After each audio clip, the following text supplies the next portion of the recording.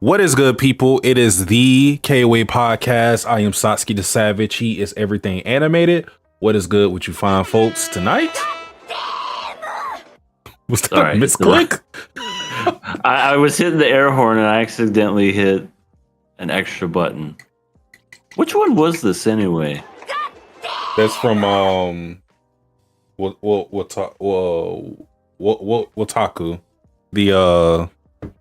The romance with the characters that have a passion with anime. I don't know if you've seen it.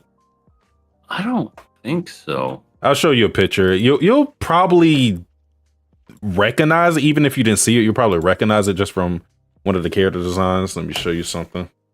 Is that one of the main characters that says that? Yeah, Narumi. I can only imagine what she was saying that for. Probably they added onions to their order. Oh, that's her that says it. How cute. I have definitely seen this character. So yeah, you're right. You're right. God damn, boo. All right. But all right. Guys, we are back on another Thursday. If you are unfamiliar with the podcast and its setup, what we do is we cover anime from this current season. This time around, we had 6, but it's cut down to 5 because if, again, you don't understand the rules, what we do is every 3 or so episodes for an anime, we decide whether we're going to pass or kill said anime. And because it's only 2 of us, usually it's 3. Because it's only 2, to kill an anime, we both had to agree. It has to be unanimous. And unfortunately, Togen Anki got the short end of the stick there.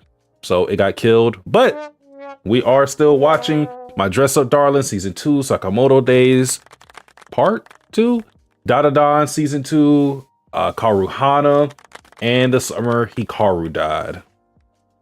Yep.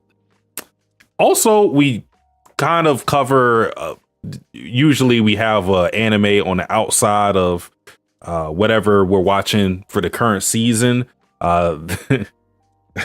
we aren't doing it this season just because the last one broke us. Yeah, mentally we're scarred, physically we're drained. It did a lot to us as people, you know. I don't think we were the same. I don't think I'm ever gonna recover from this. What's that gift for me? I don't think I'm gonna emotionally recover from this or something. No, not at all. Yeah. What is good, Decrepit Storm? Hello, Decrepit. I posted your lovely video that you made, that you sent to me this past Sunday, I believe, in the chat.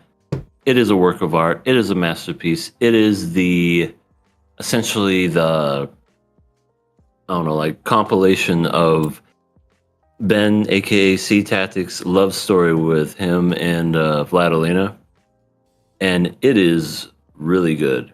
He did a good job, and also the first 30 seconds is is some of the funniest shit I've ever seen. Just wonderful editing. So definitely give that video a watch. Give this man some love. He is putting in the work for sure. Absolutely. Absolutely. So EA, before we get into any news, I kind of want to do like I don't know. I guess like current event stuff with ourselves and whatnot. I just want to kind of talk about Elden Ring.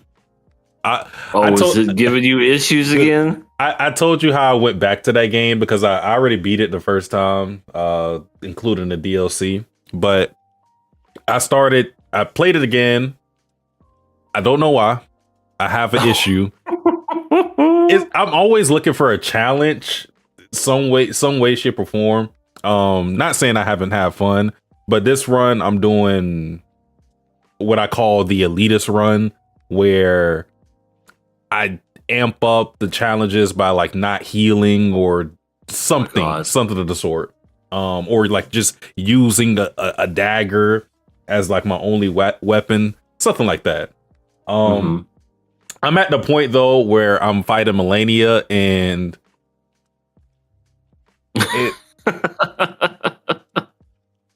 that going back to her reminded me of how cooked my mental was playing that game.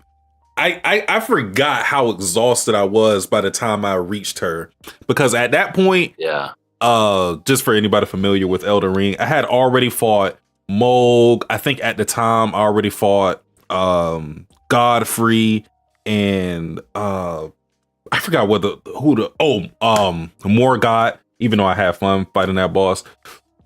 By the time I get to that area, my sanity was just at an all-time low. I remember I fought her for 3 days straight, practically. Like almost every day I fought her until I won. And I just so happened to come into the stream literally like 5 minutes, and then you beat her. I remember because you were like, "Let's go!" Yeah, like you were so happy that you beat her, and you're like, "You don't understand. I spent days trying to kill this person." I'm like, "Oh wow!" I just show up and you just defeat her in seconds. Dude, you were the good luck charm. I guess you were the missing piece. Guess I got to do that again. Yeah, but that's been enjoyable. I also finished playing Mafia Old Country. How is that? It was a really good game. The only thing I don't like about it is the driving, but it's understandable. It's set in like early 1900s, so you know the driving isn't going to be. You ain't getting no racing game out of that game. But I thoroughly enjoyed it. It had like this interesting mechanic. I don't think the other Mafia games had it. Certainly not Mafia 3, where you basically had like boss fights with hand to hand or with knife to knife combat. It was just like a cool mechanic because I think it like made the scenes with those two characters that end up fighting more intimate because it happened a couple of different times. I just thought it was a good implication of like or it was a good way to tell a story just with the fighting itself instead of just doing like a cutscene or something. I thought it was really cool. Yeah, that's cool. That's really neat. Also, lest I forget, hello, Shock Scream. Welcome back to the stream. Nice to have you back in.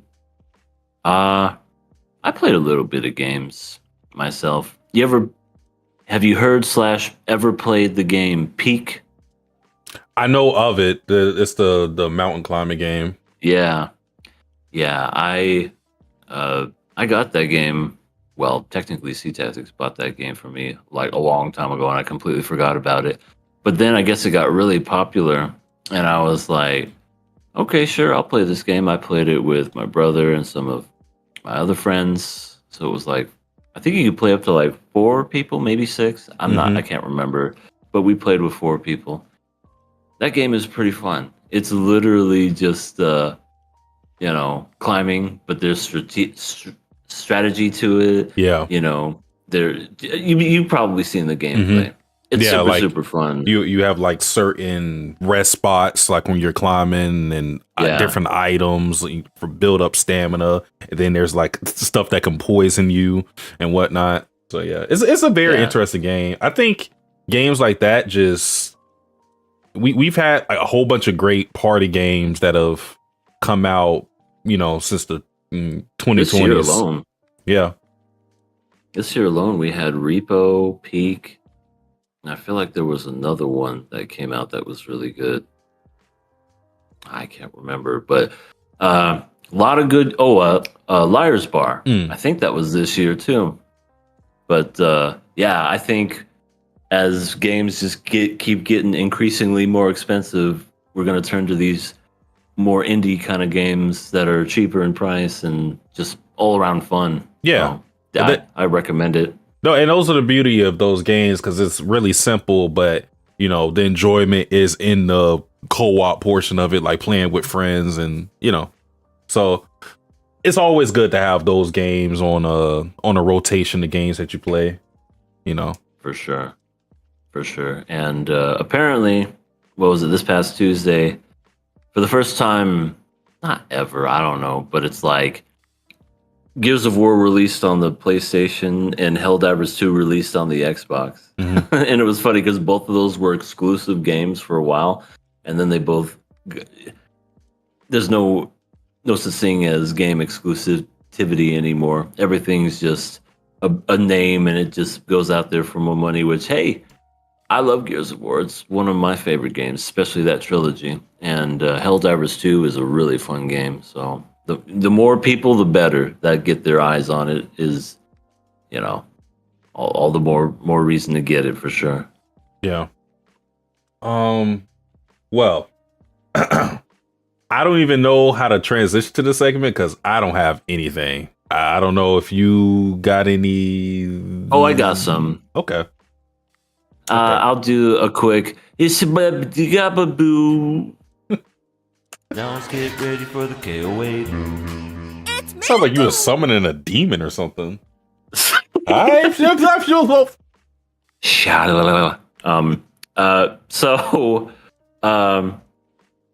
quick, did you hear about the whole Cracker Barrel fiasco and how they were changing the logo and everything? Okay.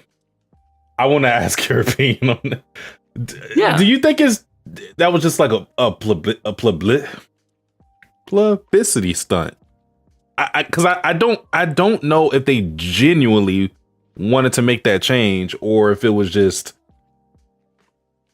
the backlash made them change it back. Yeah.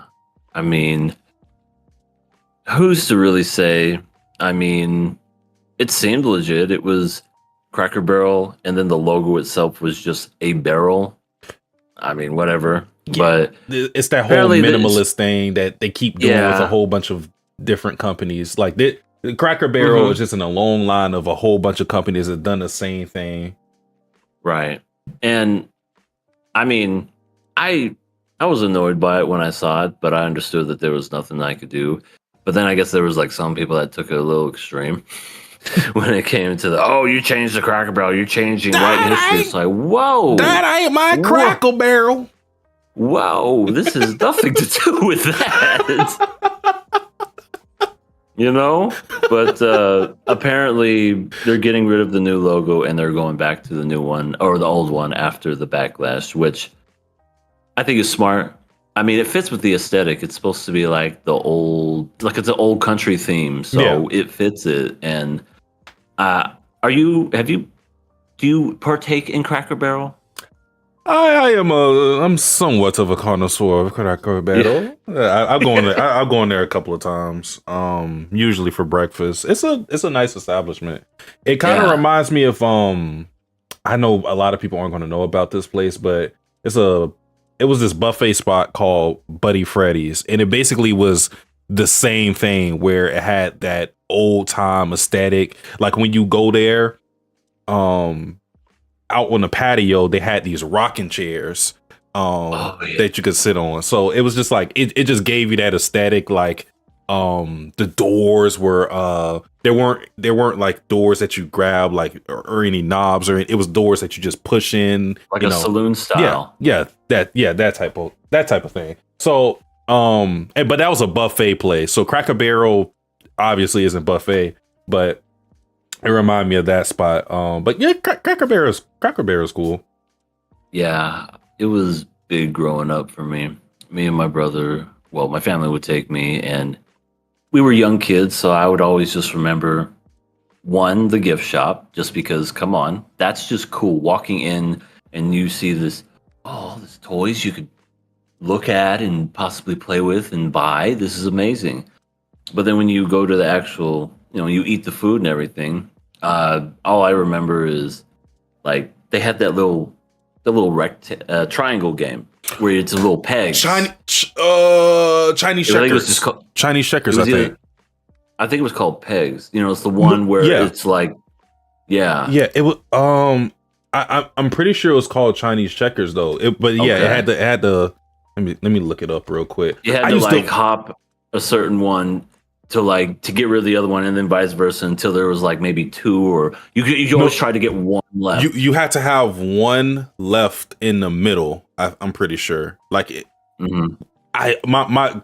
The reason I like know about that game isn't even because of Buddy Freddy's. My grandma used to have that game at her house, and I used to play it all the time. Yeah. But yeah, it was right there at the table, and me and my brother would always play it, taking turns. Sometimes we would get bored, and they would have the actual checkers on the side, and they would have rocking chairs, and it would be on top, and we would just play it until our food was ready. So that was fun. I really enjoyed that. I actually went to a Cracker Barrel like maybe 3 months ago, and it was still pretty good. Me and my girl went for breakfast, and yeah, she was like, "Why don't we go here more often?" I was like, "Everything's just expensive anymore. That's why." Mm. So I enjoyed it. It was fun. So yep, the old signs going back. It got a little weird there when people were just getting real.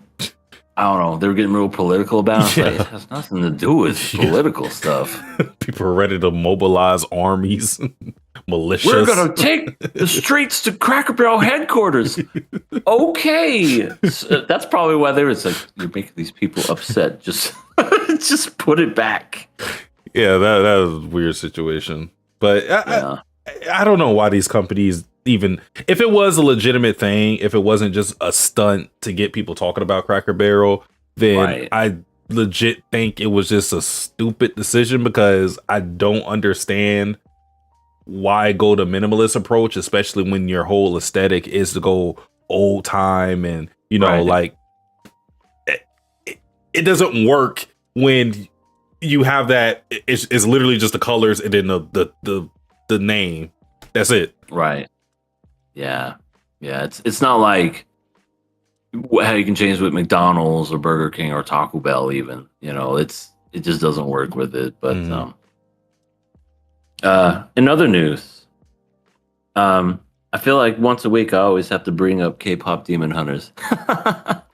This past weekend they had released it into the theaters, and they had like kind of like a sing-along kind of movie where people would go and they'd watch it and everything. Would you believe that not only did it do well financially, but it was number one at the box office? Wow. It outperformed the movies that had just came out. I think there was a couple, like one was called Weapons. It was a new horror movie that actually I want to see. It looks good. And Fantastic Four, I think, was the other one. I can't remember. It was some movies. And yeah, it outperformed both of them. And it was the first time a Netflix movie had been number one at the box office. That's number one. And number two, K-pop Demon Hunters is now officially Netflix's most watched film ever.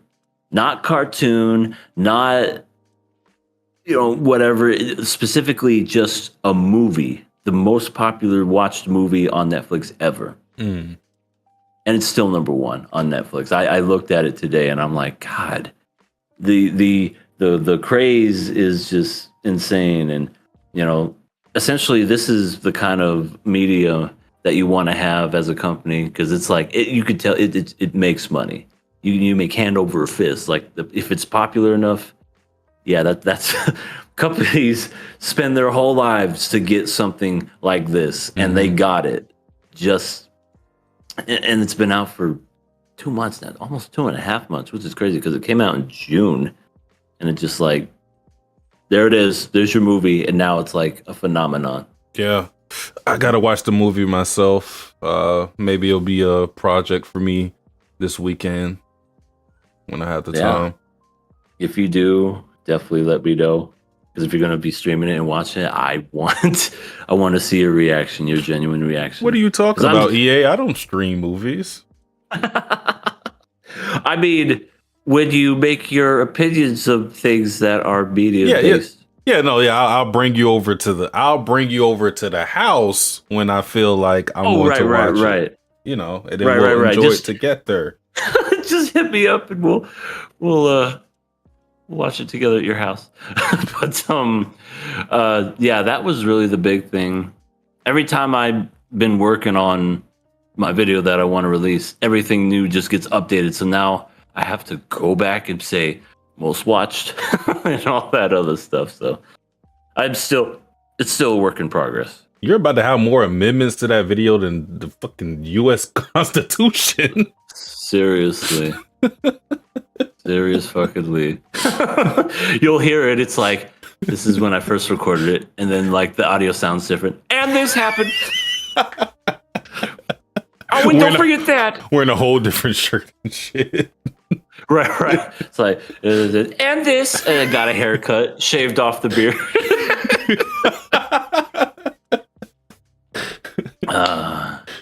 Oh man, you guys, this shows we can make KOA cave into our backlash. No decrepit, no. And no, that last part that you said didn't happen either. That never happened. Yeah, that was just a jokey joke. Yeah, it's joke. Wait, is that on here? Yeah, it's still there. I didn't think it was yet. It's joke. Always. So, but that was really all the news. I really don't have anything else other than like there was a 9-year anniversary of Your Name being released, which is crazy to think it's been 9 fucking years. I remember seeing that. I still haven't watched it. Oh, that's another one that we should go over to your house and watch. For sure. I got it. It's a lot of anime movies I haven't watched. I had a list of everything, like anime movies specifically, because I told you about or I think you were there actually when I was watching some of the anime movies, like Princess Mononoke. Yes, I love that movie. That currently, other than Madoka Magica, that movie, that's probably my favorite anime movie. So like in terms of originals, it definitely is my favorite. It's considered what's his face's masterpiece. Miyazaki, thank you. Yeah. And I still haven't even watched A Silent Voice, the movie, but partially that's because I read it. So me too. It's really crazy. I have the manga, so I read it, so I never watched the movie, but I heard the movie's really great. And it's funny because that movie came out the same year that Your Name came out, and I feel like Your Name just like blindsided it because they're two really good movies, but I think Your Name's just a little because it's an original. It's not based off of anything. Yeah, that movie and I Want to Eat Your Pancreas. I still haven't watched. Yeah, I heard that one's good too. Oh, I guess this is some anime news. Speaking of movies, apparently Perfect Blue is supposed to have like a 4K rendition coming out soon. So that's a thing. I watched that movie. I enjoyed it, but I feel like that's a movie I got to rewatch to really understand it, because I'm not gonna lie, I didn't get everything watching it the first time. I was like, oh, okay, well. Is it like Serial Experiments Lane, where you're like, what the fuck did I just watch? Sorta. You'll definitely you there's no way, unless like you're just, I don't know, like Yagami, Lelouch Lamperouge, one of those guys, like a genius level someone, there's no way you're going to watch that movie and just get like, you're going to be like, oh, I understand every scene. No, is that I don't think it's going to be like that. There's definitely going to be some things that you'll look at and it'll confuse you. You'll be like, what? But didn't that just? But wasn't yeah? Didn't she die? And now she's basically, yes. That funny enough, you're just like talking shit, but yeah, it is something like that. Yeah. So that is it for the news. I did not even have the thing up, but it's okay. That's what she said. Oh, I'm sorry. We're going to get into our shows, starting with My Dress Up Darling, Season 2, Episode 8. I didn't realize how close we were to the end of the season. Isn't that insane? We're almost to fall. October. Yeah. Basically like a month and a week, so to speak. It doesn't feel like we're about to end this season, but hey. It just flies, man. Yeah. Damn, what kind of home theater does Satsuki have to make people come from Arizona? A damn good one. It's a nice one. Like, it's got the surround sound. He makes his own popcorn in-house. Yeah. Come on. I mean, to be honest, don't tell the government I have this, but I just have a teleporter. So like I just press a button and EA's just there. I mean, it's real convenient. It saves me on flight miles and money and everything. Yep. God, I hope they do invent one of these days, like an actual like particle accelerator from Star Trek where you can just go wherever you want. That'd be a dream. I don't, because if that happens, the laziness of humanity will see levels that we've never seen before.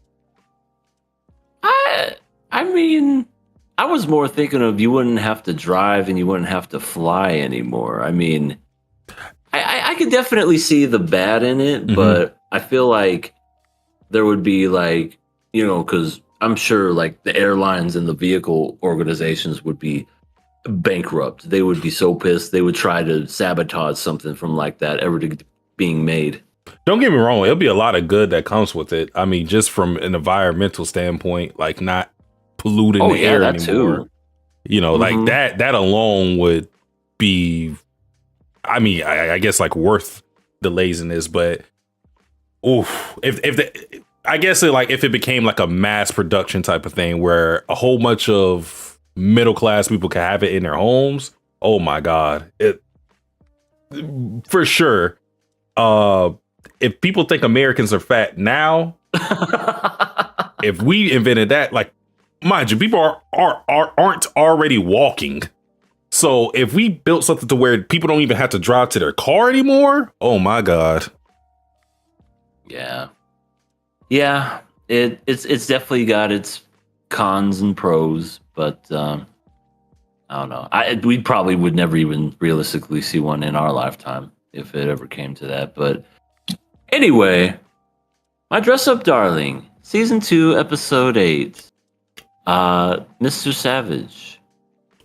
That's me. This was I feel like after we got past the culture festival arc, everything else has just been kind of, I wouldn't say filler, but it's definitely been kind of like a leisurely stroll, so to speak, where everything's just kind of like, we're doing this now, and now I have a camera, and now we're going to go to another con, and we're going to have fun. And that's kind of what this episode was, is they're at a convention meeting up with cosplayers, and we learned a whole bunch of stuff about, if you're cosplaying, how to get people to stop taking pictures of you. And honestly, I don't know if this is a real thing. I'm assuming it is, because I've never been a cosplayer myself, and I've never stopped to take people's pictures. But that's interesting.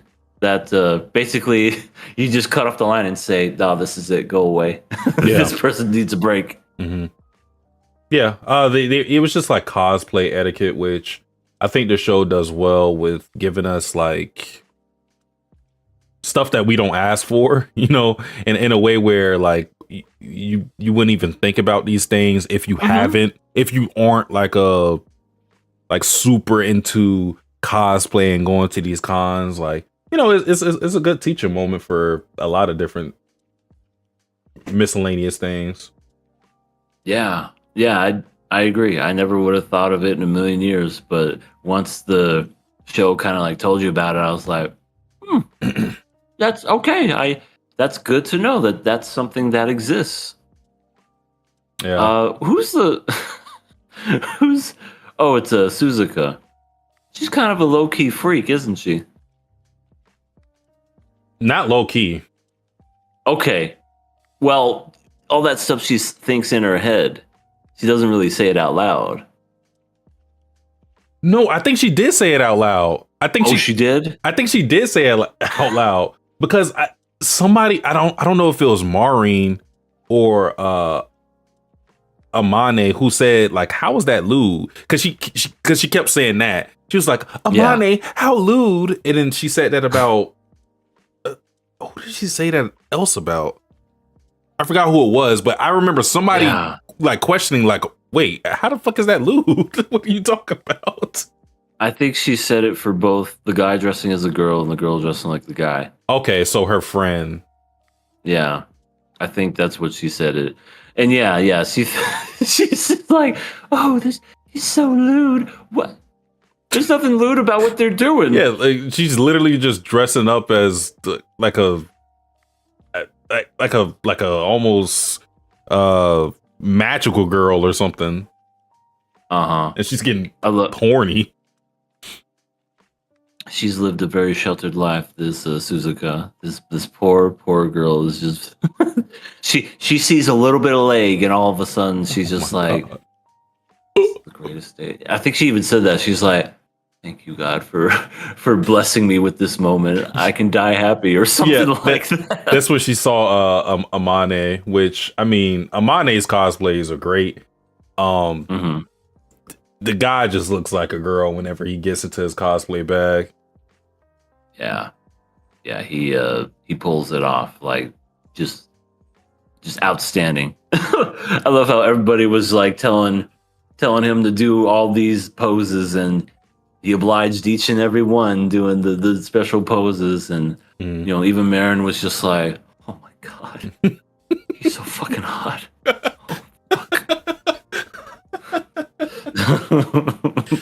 And then it was like a brief thing, but Suzuka was teaching Maureen how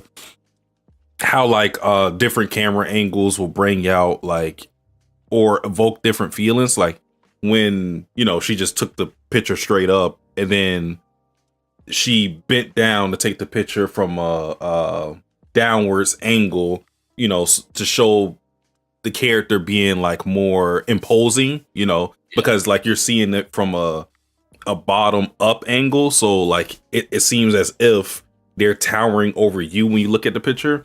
I thought that was like a cool little segment. A nice little art lesson throughout this episode. Which, speaking of lessons, this Aoi girl just, I don't know if she's like hosting this fucking series or what, but she just popped in.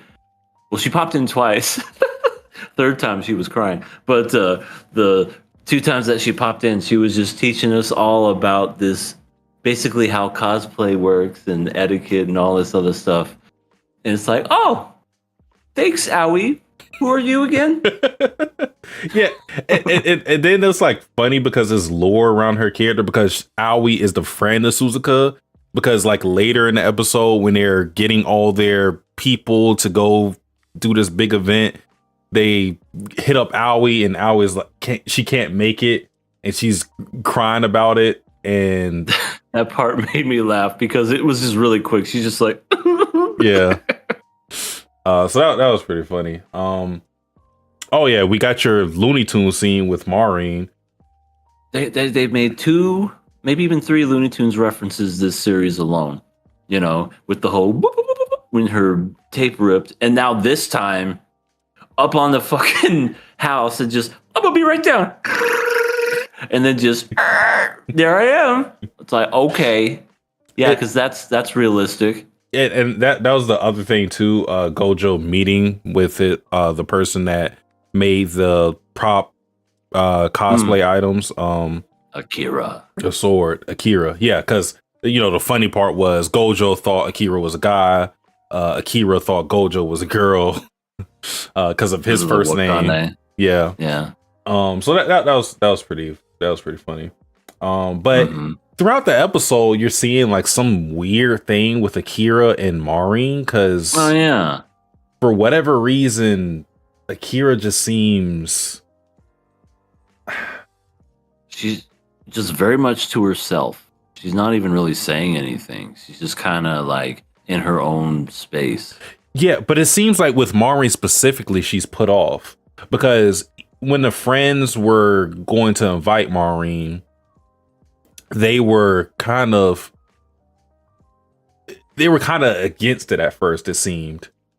And then Maureen was like, oh, at first she turned her down. And then it was Amane who, told Maureen like, oh, you don't have to worry. Because Maureen was like, I don't want to do it because I'm on a diet. And then Amane was like, oh, it's okay. We can get like outfits that are already pre-made. You don't have to worry about getting fitted and all that type of stuff. Maureen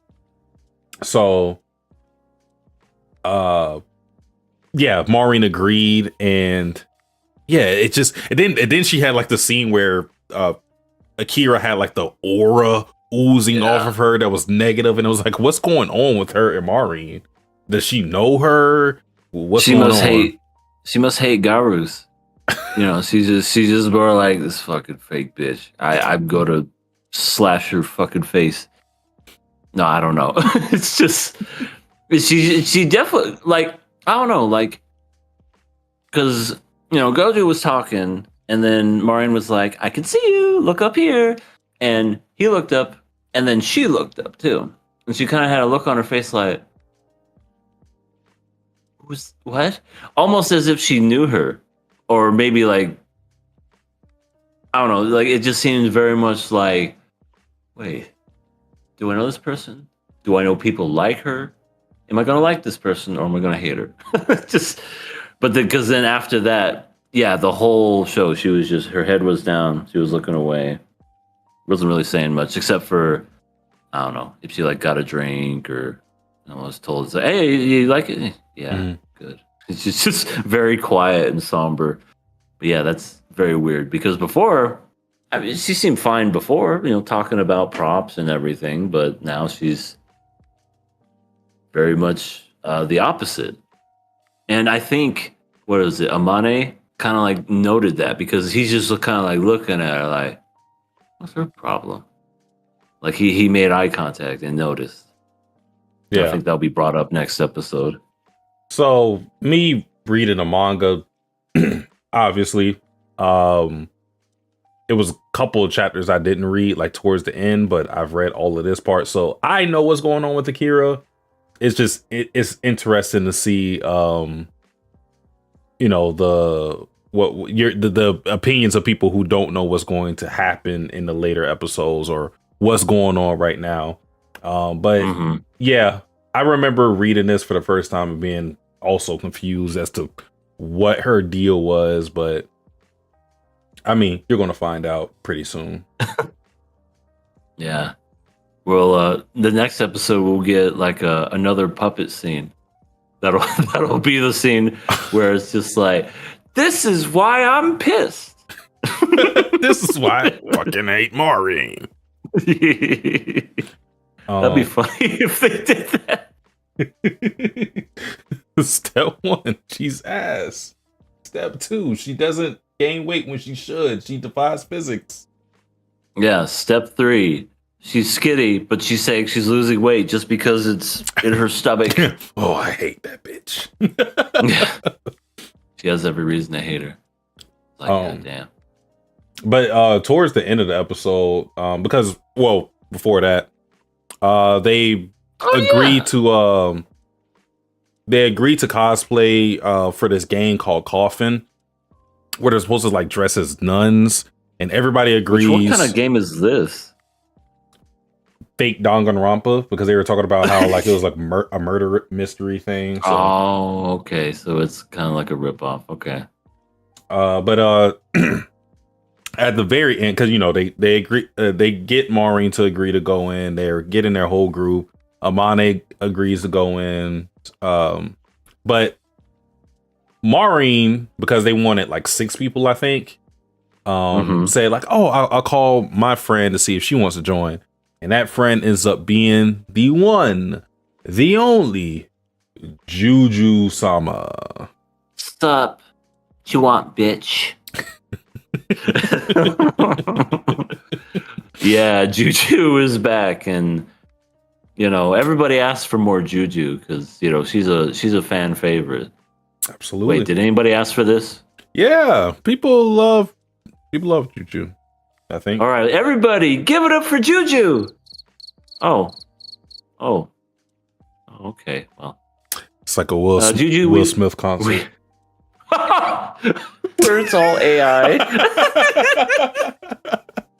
Dude, that was some of the saddest thing I think I've ever seen. Like when people actually took the time to like point it out, it's like they freeze framed it, and I'm like, it was AI, because I was thinking, AI is good. You probably couldn't even know this. People are calling it AI, but no doubt it was fucking AI. I'm like, that is sad. Yeah, I mean, it's AI enhanced in a way where, like, obviously it wasn't an empty crowd. Like, nobody's claiming that.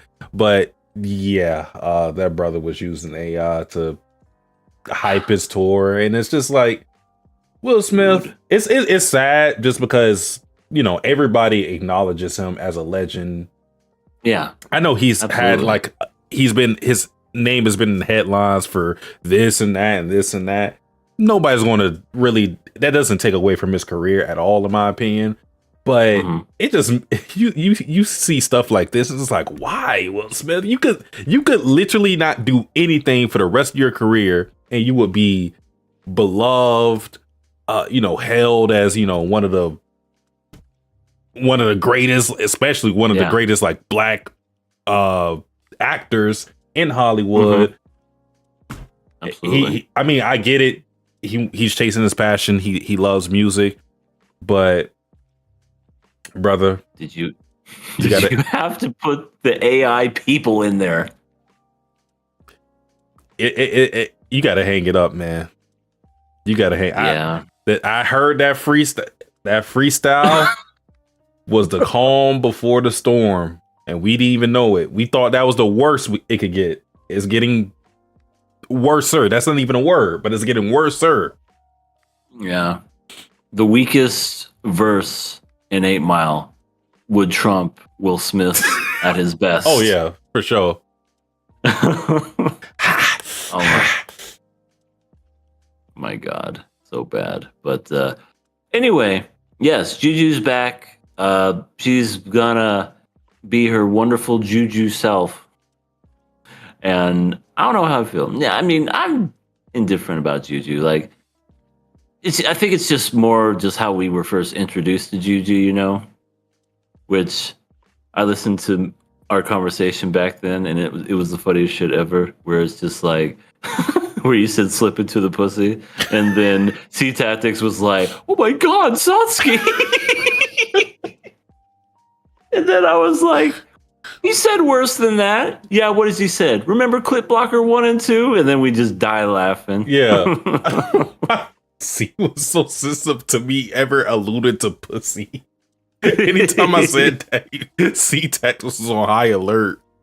Yeah. I don't know. Maybe he just didn't want to get it demonetized or something. I don't know. But it was just really funny. I remember that. Where you're like, yeah, Juju, yeah, see her naked, slip into the pussy, the stereotypes, and then just, what? Sasuke? Yeah. I mean, I like Juju as a character. It's been a minute. I mean, it's been like, in terms of real time, it's been what like 3 years since we've seen this character. So I don't know. Maybe she'll grow on you this time.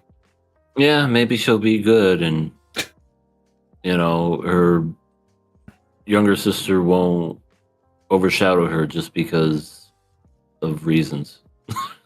We know what those reasons were. Yeah.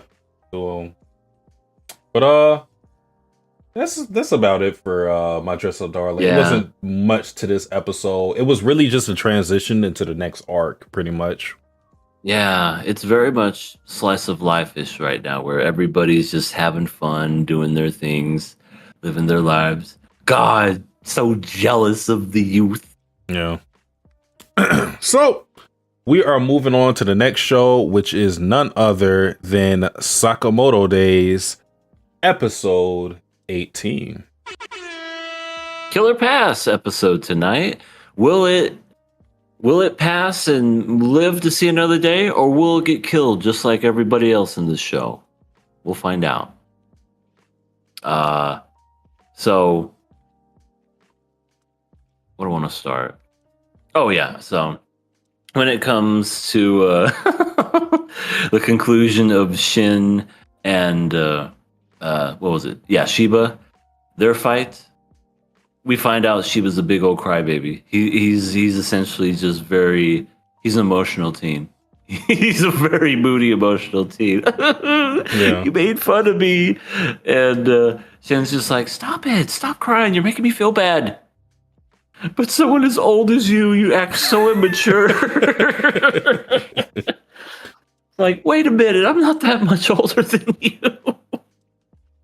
Oh, that was funny, though. Just how he was like trying to point out the fact, it's like, you're older than me and you're immature. Yeah. Stop crying.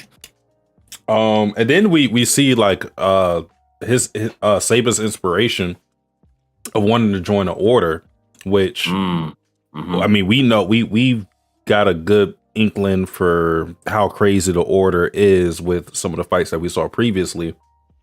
So we know how tall of a task that is for him to join the order. So I feel like that was a big revelation as well. Yeah. Yeah, it's nothing but chaos on this fucking plane. Everybody's shooting each other up. Everybody's just the regular stuff on Kill Airlines, you know.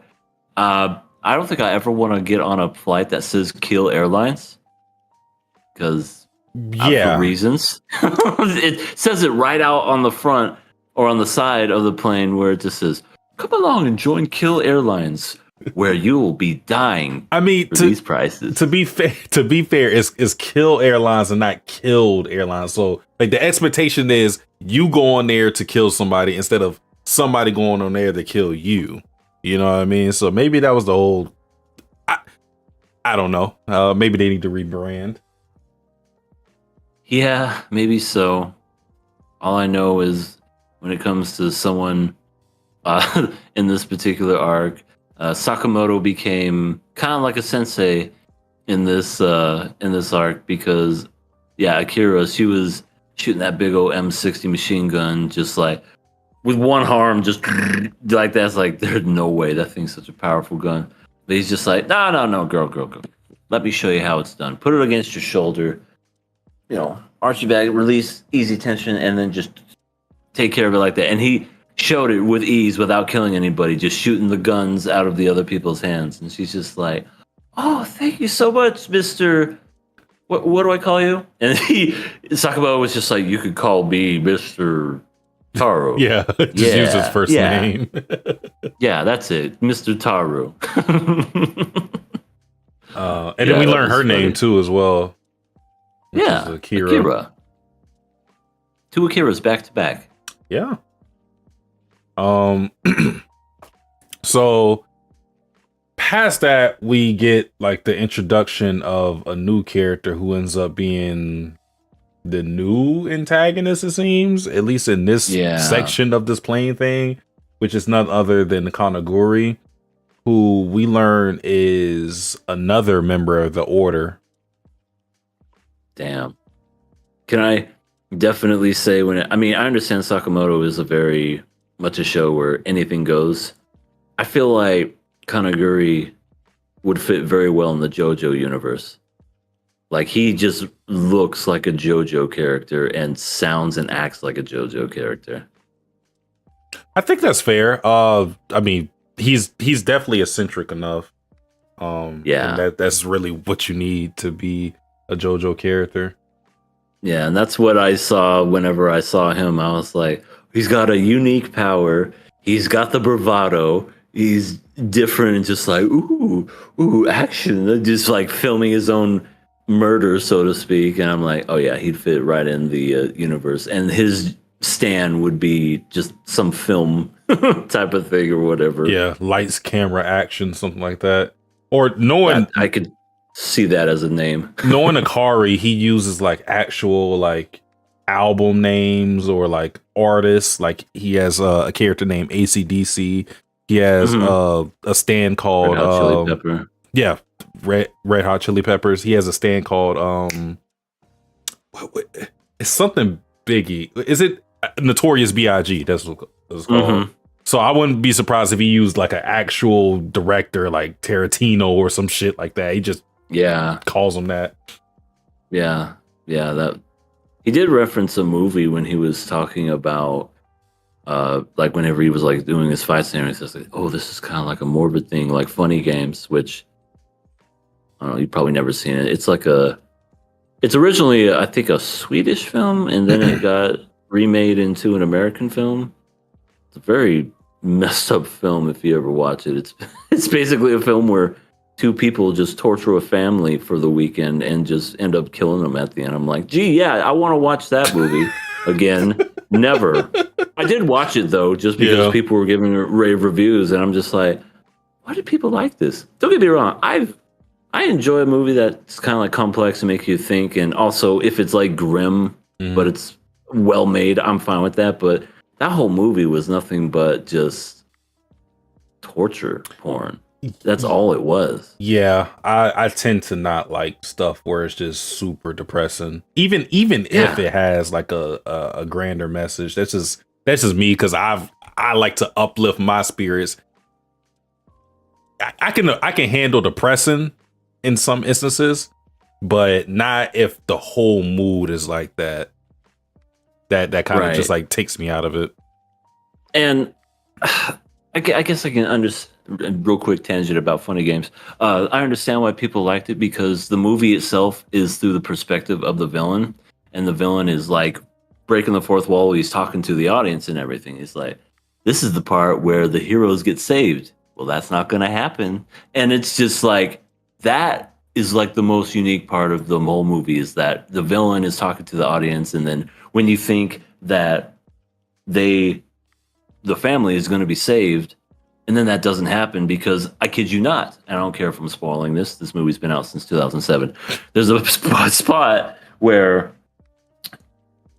the mom grabs the gun. It's like a shotgun, and then blasts the other villain like in the chest. And then the guy's just like, wait, hold on. Grabs the remote, rewinds the actual fucking film, and then goes, that's not going to happen. And then he takes the gun and then once again kills her and like throws her off of a boat and drowns her or something. And like that, I'll say, is why the movie got rave reviews, just because it was just like through the villain's perspective, and it was kind of sick and twisted. But again, depressing. Don't care for that type of movie, and you only watch it one time. It's not like a movie. It's like, damn, I need to watch that movie and buy it on DVD. Yeah. Anyway, back to this. Yeah, Kanaguri. We get a little bit of his character, or I guess a lot of bit of his character. He is movie themed, like from head to toe. Like, quite literally, his scarf is literally movie film themed. And he has an obsession of making Akira the main character of this snuff film that he's making, that he's developing at this very moment. He's like, you're the perfect main character for my new assassination movie. I must do it. And then he fucking shoots the pilots and then just has the whole plane crash spontaneously. Like, this is not a part of any, this has nothing to do with the exam, to the point where the examiners have to go, well, okay, he just went off script, and then they just go, okay, second phase of the exam, survive, and make sure you have the bullets when you land. All right. Also, like before the plane even blew up, I thought this was very much like telling where Koniguri tried to kill Seba because of the fact that he said that he hates watching movies. And I don't, and it was just so, just like, my son was definitely this kind of kid when he was like a young teenager. He would rather watch TikTok or streamers and videos of how the fucking movie ends. That's a real thing. Oh, wow. Than actually watch a movie. Like, there are videos on YouTube where it tells you how the movie is, and it's like condensed into like 10 minutes. I'm like, that's not like watching the movie at all. That's terrible. And I mean, my son's grown out of that, and he'll watch movies now. But I remember when he was like 14, funny because he's 14 too. This was exactly how he was, where he's just like, why would I want to watch a movie? Movies are boring. I could watch it on my phone and find out how the ending is. And I'm like, I wonder if the guy who made this manga had a teenager too. And that's how he kind of wrote it in there. Because when I was watching that, I'm like, that was my son. That was to a T how my son was when it came to just like describing movies. Because I grew up watching movies. I had the VHSs, would always rewind them, put them back in, watch them. DVDs. Oh, just I yearn for those days where we can go back to watching DVDs with those beautiful menu screens that were just interactive and whatnot. But yeah, it's it's definitely a generational thing, I think, and that's when Koniguri was just like, I'm gonna kill this motherfucker. Yeah, I mean, it's definitely like one of those things that reflect how society is now, because I'll kind of put myself in that category too.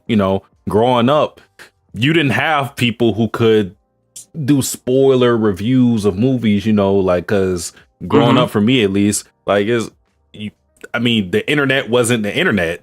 The internet wasn't a thing at all.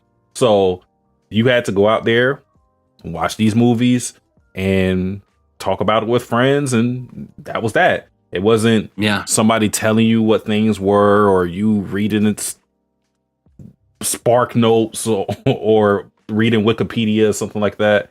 I think as information has gotten more fast, as like how accessible it is, and how you have things that are very like short form, like YouTube vids or TikTok vids. You can even go back to Vine. Attention spans have been shorter and shorter for people, which means they don't have patience for anything long form, which include movies. I'll say for myself, I'm kind of like one of those people that get kind of antsy when I watch movies. Like, I'm always like, unless I'm like really engaged in it, I'll check my phone occasionally, and that's kind of like a built-in thing with technology and whatnot. But I think it is even worse for kids of this generation, because everything has to be really like fast paced, or they're not going to really care for it. It has to be so many different. That's why you see with these TikToks where sometimes it'll just be somebody talking about something, and in them talking about something, there has to be something in the background, like gameplay vids or some shit. Yeah, it has to be something. What is this? It's like you got to dangle keys in front of the viewer's face for them to listen. Like, you gotta, and this is why, so and stuff like that. Here's a helpful tip on how to clean your house. As you see that Surf Riders game playing at the top, and you're just like, what? I remember when I saw that, because I think it was my son that showed me something, because he loves TikTok, and I just look at it and I'm like, wait, why is that play? Oh, it's just something that they do. You said it like it was normal, and I was just like, okay. Yeah, that was really strange to me. Yeah. Yeah, but yes, the plane blows up. First of all, hell of a shot from Koniguri. Takes out the fucking pilot. All these bullets that go through the plane, that's the one that gets through. Very convenient. I was going to say the same thing because I was thinking if the pilots didn't have protection to not be shot through the, I get it. He's a part of the order. The order people have a whole bunch of hacks going for them. They can kill anybody they want to, blah, blah, blah, blah, blah. Considering all the shots going around, there had to have been at some point a bullet that got close to them at the very least. But killing them, at least got close to them to where they thought they were in danger. There's no layer of protection between them and the other assassins killing each other. So that's weird. Yeah. But yeah, that one stinking bullet gets through, plane starts going down. It doesn't even matter anyway, because at this point he takes that bazooka cannon camera thing and just boom, blows the whole plane to shit. And now we have a lost scenario, the show. And now everybody's falling to their death in from the sky. And I once again, another convenience where it's just everybody's like talking at normal pace, even though in real life, if people were falling from a plane, you'd be like, ah, can you hear me? What? Yeah. I said... There's no way you could hear the other person, even if you're falling. Yeah. Your eyes would be so fucking watery and just, it would just be bad. But luckily, our new character that we have here, Akira, just so happens to be the world's greatest sewer. I think what's the word? I think the proper term is a seamstress, right? Okay, I don't know. That sounds right. She's the world's greatest seamstress, and she's able to sew a fucking parachute. By the way, using T-shirts, because she had asked everybody for their T-shirts except hers, because she's a lady. That would be weird. Yeah. So then, all the guys, including old Sakamoto, who's just, his jowls are just... I love how even when he's talking in his mind, by the way, he's going as he's talking. So he takes off his shirt. Shin takes off his shirt. Seba takes off his shirt. The one panicked dude that did it 6 times and is probably going to fail again took off his shirt, and then she just goes, leave the rest to me, and just sews this amazing just parachute, and everybody grab on. Remember those? I don't know if you ever played that during recess. The parachute I already game? know. Yeah, I already know what you're talking about. Yeah. Oh, those were the best. Where he's just like, oh, and that's how it was. Except, it was just 4 or 5 shirts, and they were just like, oh yeah, we got this. That water's coming up really fast, though. Hold on. Yeah. So impressive feat from Akira, being able to sew all that stuff seamlessly, in a time allotted from her free falling from Earth. So yeah, shows that she has talent, because they're showing that she isn't as polished as an assassin as even a Sheen. Like, forget Sakamoto. I don't think she's as good as Sheen when it comes to killing people, but yeah, she does have a lot of raw talent that could be cultivated into something more with the right guidance. And I think they're showing Sakamoto being the right person to steer her in the correct direction. So, yeah. Yeah. Makes me think, I wonder if anybody else survived, because we know these 5 survived. Sakamoto, Akira, Seba, Shin, and Headband dude. Yeah. And I almost kind of felt bad for them, because it's like Sakamoto has like so much in his pocket, and the guy's just like, I didn't survive, and I'm gonna have to take this fucking test again. This has nothing. This test is the worst one. I swear it gets worse every year. I could just see Sakamoto, because it didn't really show it, but it's just one of those things where it's like, here, just take it. It's all good. I mean, yeah. Maybe. I hope he does. I want to see him do it because, the guy's done it 6 times. He obviously he has drive. Just give him the bullet, man. You don't need 3. Yeah. But then at the very, very end, this apparent new character is here on a boat, and it sounds like a woman, and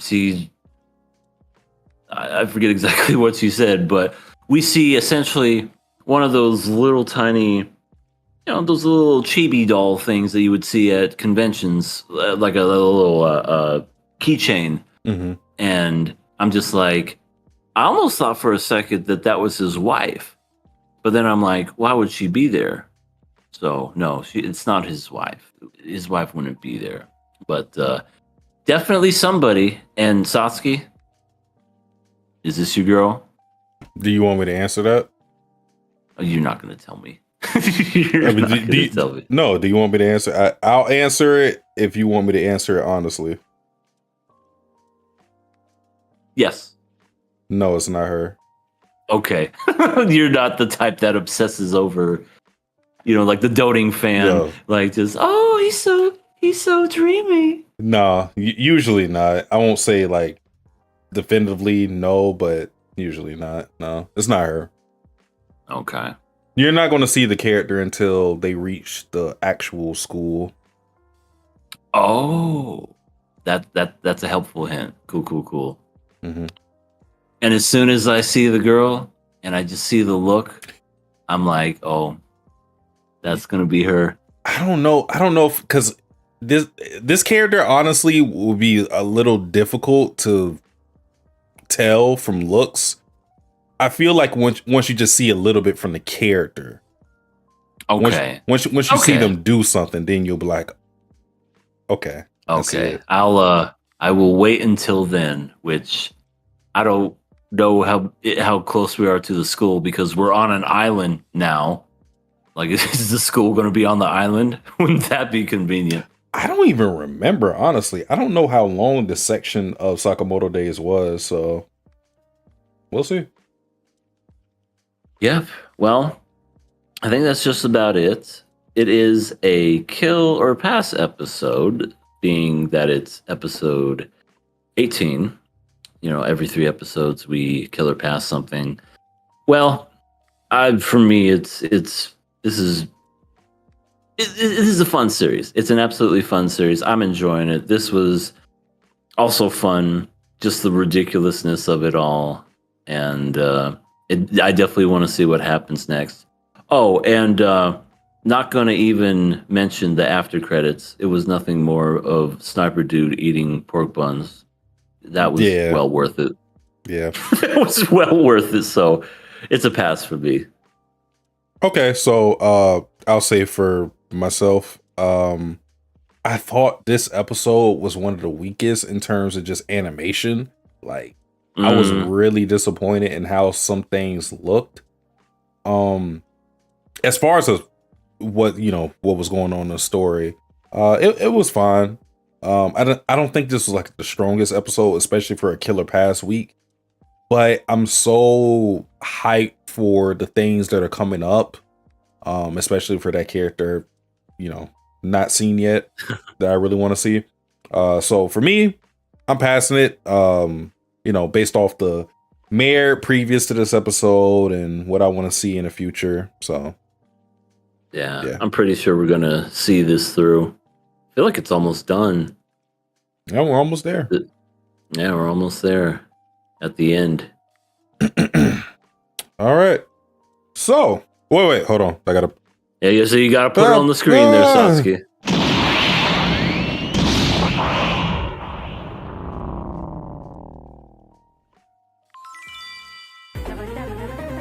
You pass this time. All right. Sakamoto Days is passed. So you get another at least 3 more episodes for you. Moving on. Also, before we continue, 12 people watching us currently. If you're new, subscribe to the channel. Give us a like. It helps with the algorithm. If you're new, we do this every week. we do seasonal anime. So thank you for stopping by. Yeah. And this time we're talking about the big anime, the home run hitter, Dandadan Season 2, Episode 9. This is also Killer Pass. Yep. Sorry, pass I didn't mean to cut you off. No, all good. All good. I got too excited.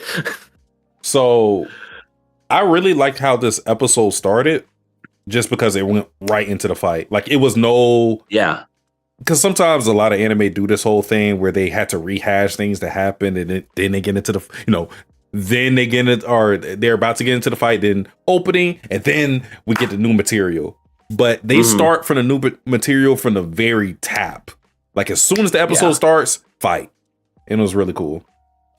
Yeah. And we got some really cool animation with Okarun looking super sick. Like it almost kind of remind me of, when Mob goes 100 and he kind of like looked the way that he did. It kind of reminded me of that, and it looked really fucking cool. It was so fluid and like menacing. It to me, what I was thinking of when I was seeing it was like when Naruto goes 9 tails, and I think it's when he goes like, is it 4 or 5 tails? One of those. But yeah, it looked like really, really sick. We got some great shots, some great scenes out of this fight. And it was brief, as a fight should be, honestly speaking. But it was great for what we got animation-wise and aesthetic-wise. Yeah. Yeah, it was a nice little piece. I had a feeling it was going to be good. I didn't think it was going to be as short as it was, which... it's fine, because it eventually kind of led into the whole, what Okarun's plan was essentially to get Evil Eye under control, and that was to tempt him into fighting once a week. Hey, I know you hate humanity, and I understand that you want to butcher everybody, but if you fight me once a week after school every Tuesday, I'll give you what you want because you want to fight. Almost kind of reminds me of like Goku and Vegeta and how they're just always they're friends through fighting, essentially. Yeah, he basically neutralized or like pacified him through the thrill of battle, which, for him to even do that, he needs to get to a certain level of strength. So, I guess it's a lot of different things that's going on here. First and foremost, Okarun has to get stronger and stronger because this fighting thing for Evil Eye is going to be a drug. All right. Yeah. And if you know anything about drugs, you build a tolerance towards it. So you get to a level. All right. We need to up it. You get to that level. All right. We need to up it. You get to that other level. We need to up it. Meaning, for Okarun to appease Evil Eye every single week, he has to get stronger. There's no if, and, or buts about that. He has to get stronger every single week and basically keep Evil Eye in the mindset that this is fun. The minute Okarun stops being fun, the minute humanity is doomed, because that's when Evil Eye is going to be like, well, time to kill humanity. Time to get some fun out of this. Yeah. No, I agree. So, I mean, Okarun's going to have to, steady up his game too and get faster and stronger as well. Because, Evil Eye's going to get stronger. Okarun needs to get stronger. So, I guess you could say it kind of benefits both of them, but Evil Eye is kind of one of those where you don't want him to be too strong. Because once he gets to that point, oh man, humanity is doomed for sure. Yeah.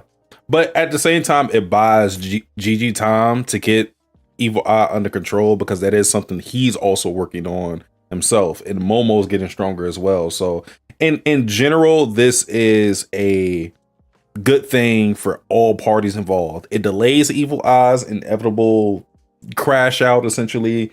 It, allows everybody to get stronger. It allows Okarun to, iron polish his iron, in the sense that just fighting Evil Eye himself is going to get him stronger.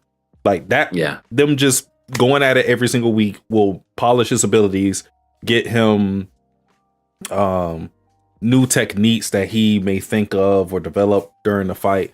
So a lot of good things come of this whole plan with Okarun. So and the way he went about it was funny to me. I'm not gonna lie, I've already expressed like how Dandadan's comedy doesn't really hit for me at times, but I think the comedy in this episode resonated with me. And first and foremost, just Okarun just saying, "Yeah, you're a weak little bitch, aren't you?" No, I'm not. I'm strong. I wanted Evil Eye to go, "I'm not weak. Watch," and he just starts doing a bunch of push-ups and shit. Yeah, look at how strong I am. yeah, that was pretty funny, but also very smart on Okarun's part to kind of, to buy Gigi some time when it came to at least controlling that part of him. And we get that. We get Evil Eye apparently for some reason taking off his underwear and giving it to Okarun because that's the thing that's gonna be. He made a promise. You want to know how I keep my promises? I give people my underwear. Give me that. I'm a man of my word. There you go.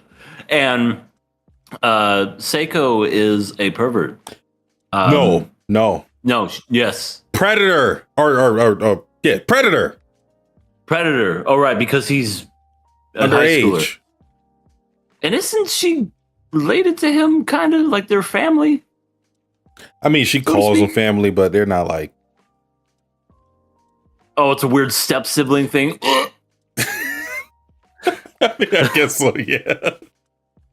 We're not really related, Gigi. she's the wine auntie, so to speak. Right. And I was just like, time out, Seiko. What are we doing? Nice dong? That's what you say to a guy that's just gotten himself back to reality? Hey, man, you 15-year-old, that dick be hung. I feel like I gotta say this all the time. I hate to do this to y'all. If the genders were reversed, imagine I mean, we don't gotta imagine because this has happened in sort of a way, like Dragon Ball, for example. Yeah. With Dragon Ball, for example, Master Roshi won in Bulma's panties. And she didn't even know she didn't have her panties on, so that she just went, "Look at my panties," and it wasn't even her. Oh, yeah. Yeah.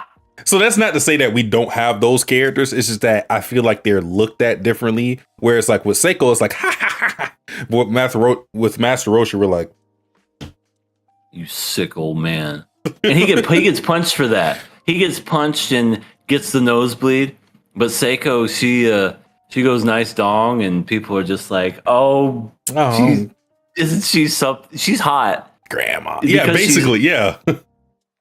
So I'm glad she's saying nice dong, because if she was ugly, then it wouldn't be cool. Yeah, when Turbo Granny was like nice wiener, we weren't like, ooh, that's cool. Ooh, wow. Blushes. You like my wiener, Turbo Granny?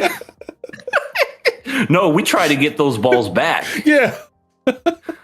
No, we try to get them back because Turbo Granny was like, "I like your wiener. It's mine. Wiener. Yeah, I'm gonna use it as floss for my teeth."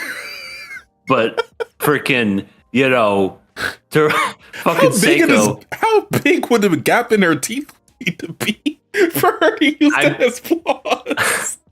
I mean, she's an old granny. They don't have much teeth.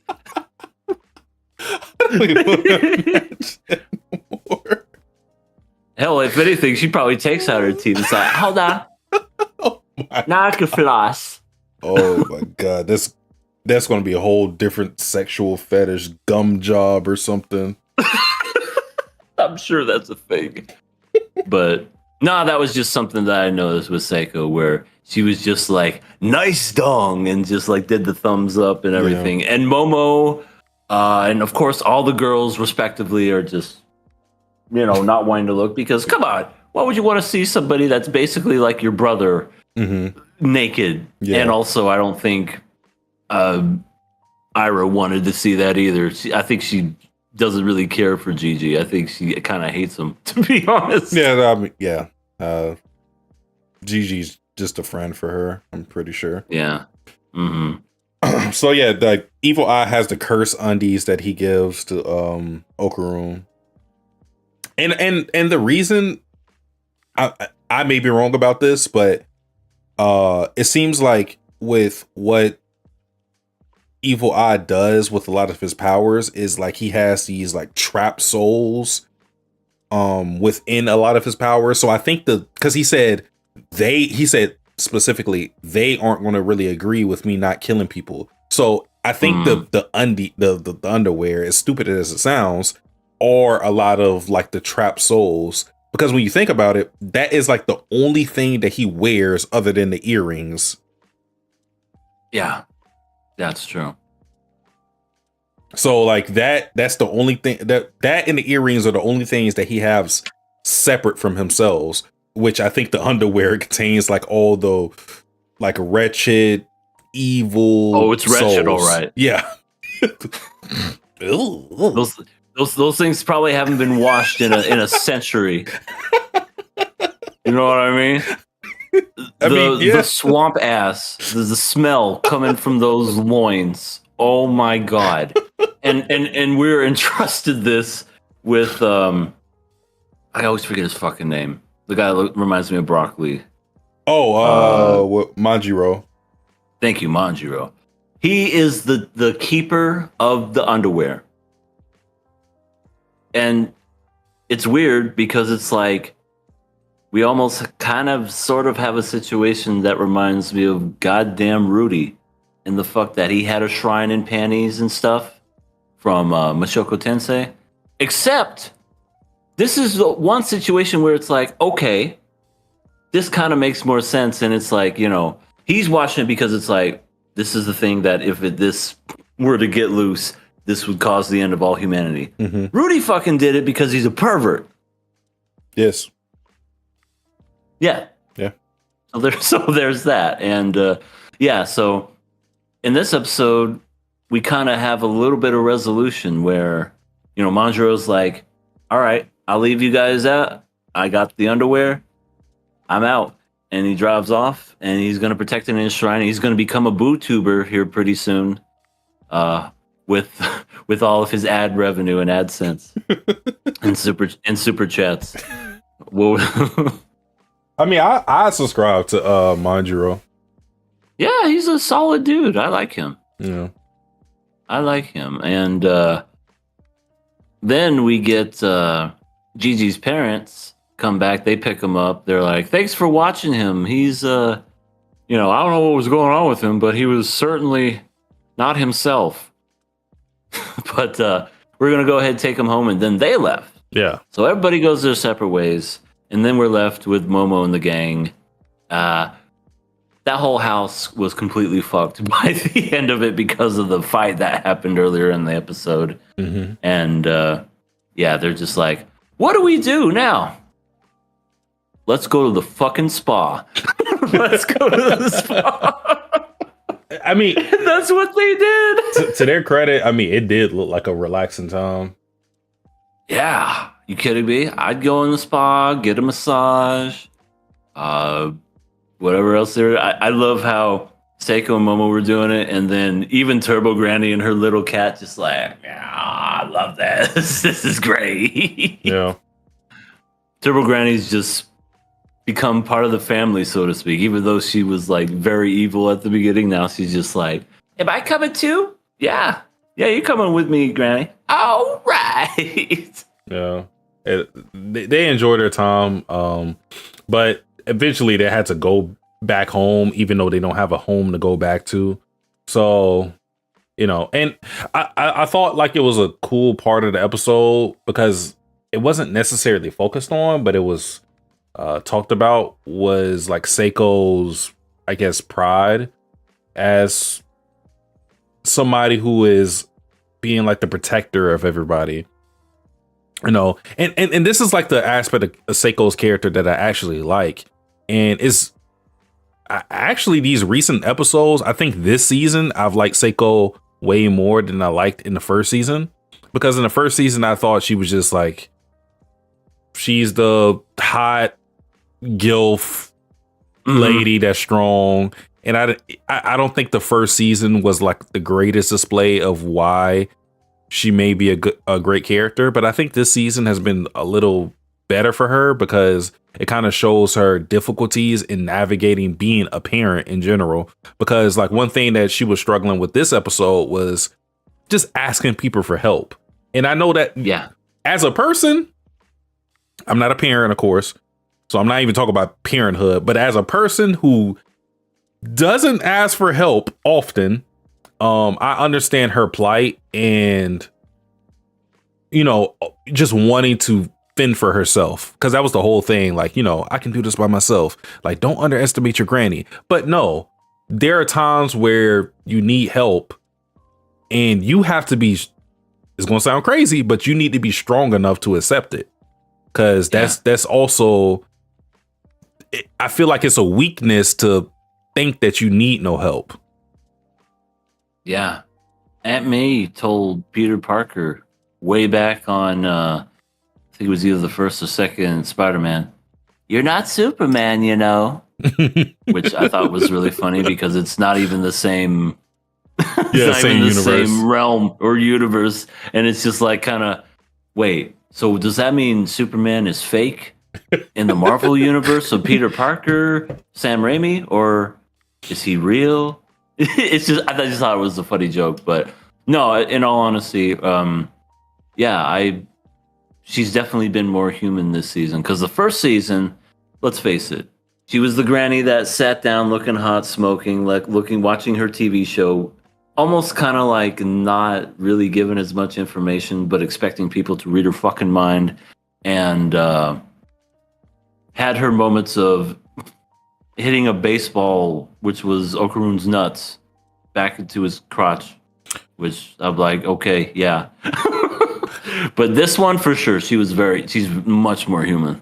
Yeah, I feel like in general, she just wasn't treated as a serious character in comparison to this season. Because this season, I think they've shown her like really trying to navigate how to be a guiding figure for Gigi, as far as like, what do I do with a person who wants to do something, but I know may be like detrimental to like their overall future. And I'm talking about Gigi and the whole thing with Evil Eye.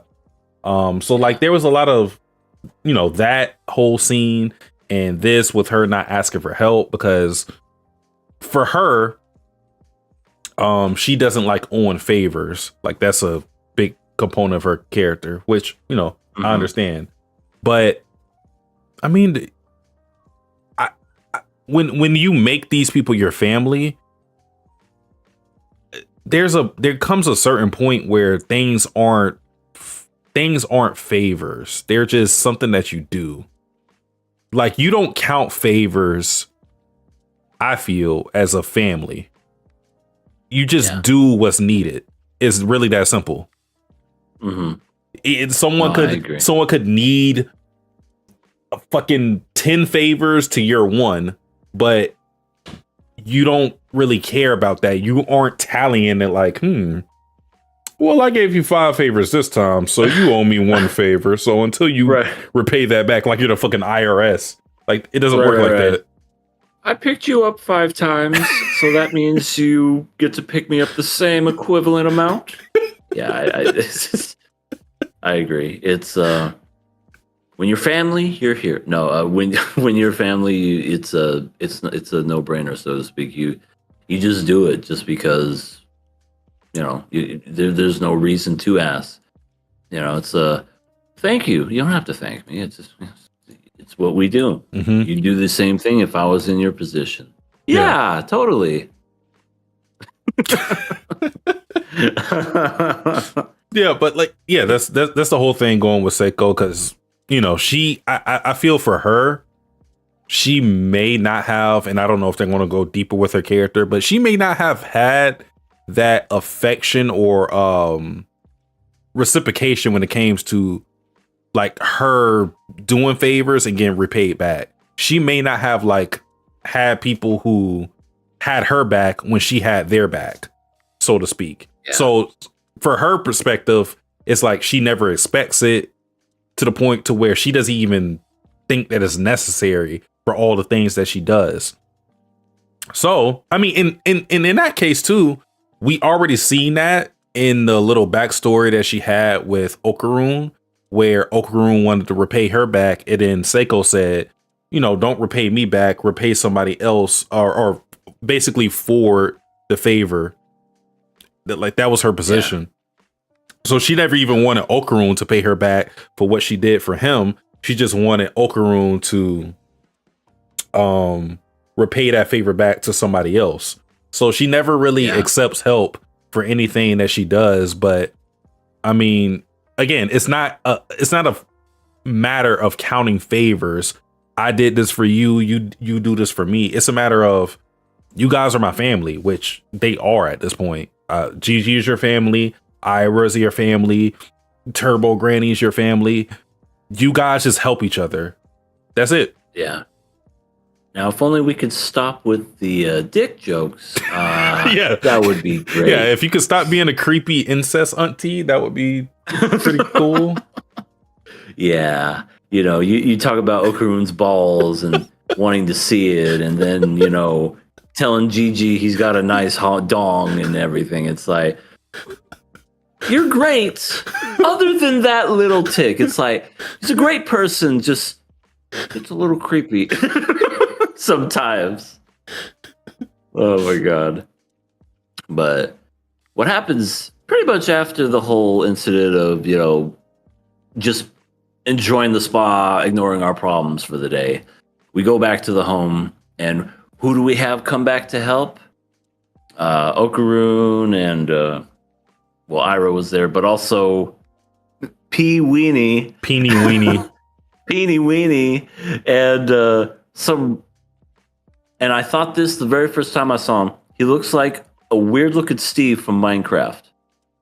I think everybody had that same thought. Yeah, definitely. And I really think this was a reference to Minecraft, because not only did he look like Steve from Minecraft, but the little blocks that like turned into stuff. Come on. Yeah, this is a Minecraft reference. Yeah. I don't think there's any doubt that was a Minecraft reference. Yeah. And that's essentially what this was. I don't know. What's it? Mr. Ludris was the character? I don't know what the fuck this character was, but he has anger issues.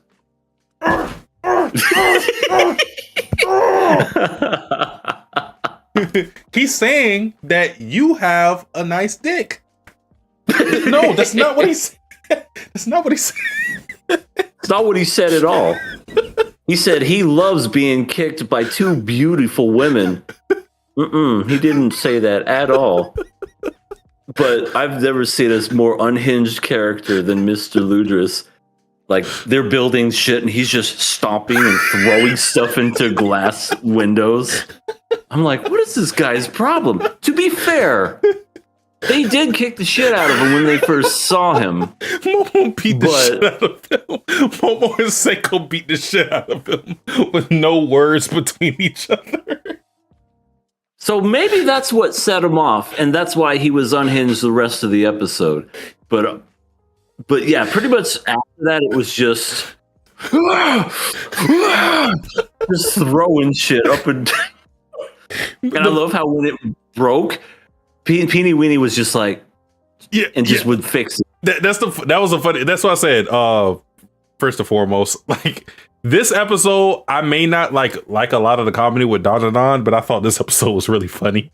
But yeah, that was the funniest part to me, is when he would break something, Peeny Weenie would just like try to act like he didn't do it in the first place. He would just go, "It's fixed." Then he'll like mistranslate whatever he said.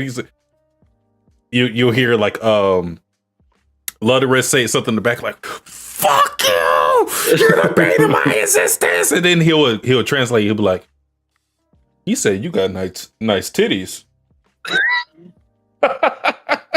No, that is not what he said. He did not utter those words at all. That was so freaking funny. Yeah, but yeah, that was great. I love the whole block idea, where essentially you hold it in your hand, you think of what you want it to be, and you just kind of like stretch it like Play-Doh, and it becomes that thing. I'm like, that's cool. That's a really cool, neat looking thing. Yeah, if anything were to ever break in your house, you just it back to durable. That's cool. Well, I was going to ask you this question. Do you think this house will ever be used as a weapon thanks to this technology? Because like, oh my God, now essentially they could touch any part of the house and it could turn into whatever they want. I didn't think of that, but you're right. They could totally turn the house into like a mech. They could turn it into a mech. They could turn it into a gunship. They could do anything they want. I could see that. Yeah, it could be like a Home Alone situation to where like they could just set a whole bunch of stupid traps, just touching it and thinking about what they want to make. That's actually really cool. Instead of just regular lumber and wood and hammer and nails, we get these block things that, yeah, if anybody tries to sneak their way inside, just pull out a sword, pull out a gun or whatever. Yeah. That's actually a really inventive thing. I could totally see that. This house literally could turn into an air ship or some kind of plane and just fly around if it wanted to. It's the fucking Death Star. Just blowing up planets. Yeah. We also see Gigi's mom. First of all, we know where Gigi gets his personality from now. It's confirmed. Gigi's mom is an asshole and a troll.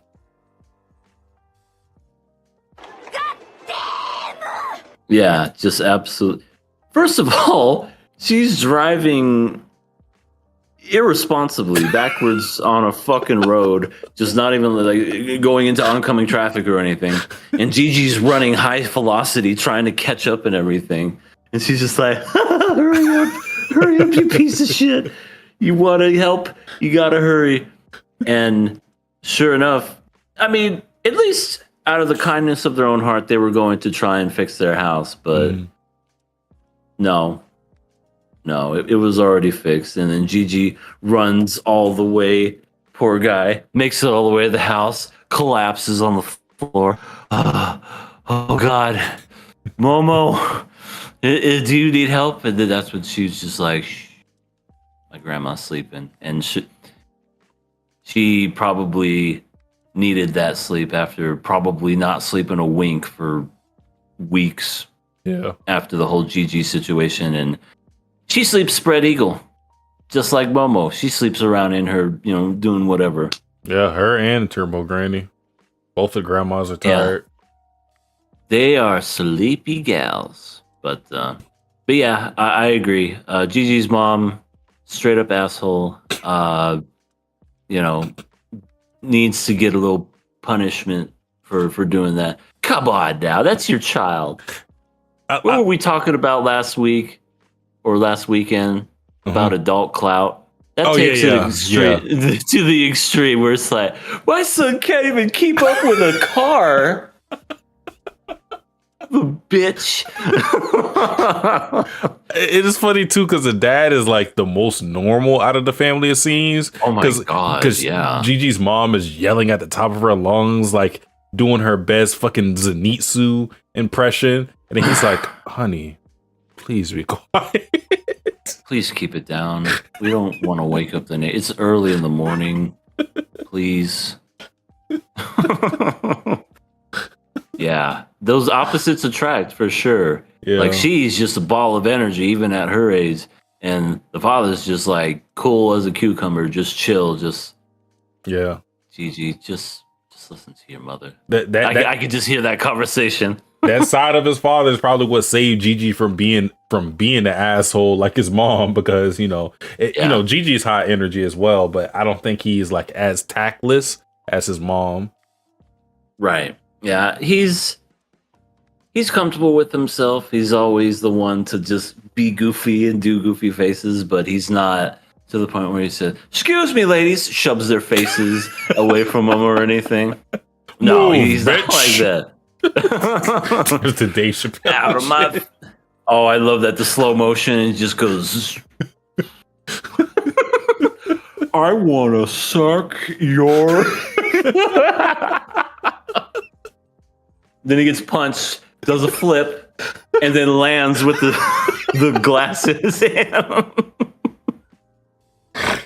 Oh my god. Great. So again, funny episode. I was surprised at how much this didn't bother me because of like how I wanted this character to be in terms of their standing and like cachet in a series.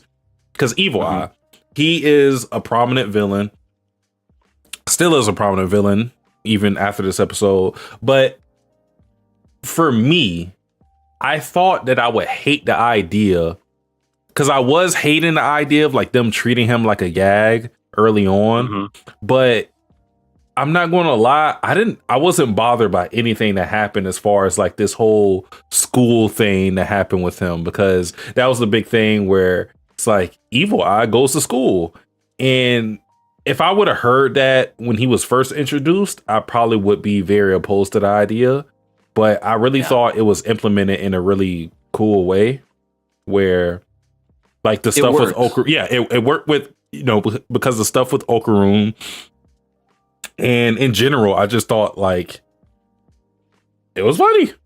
It got me.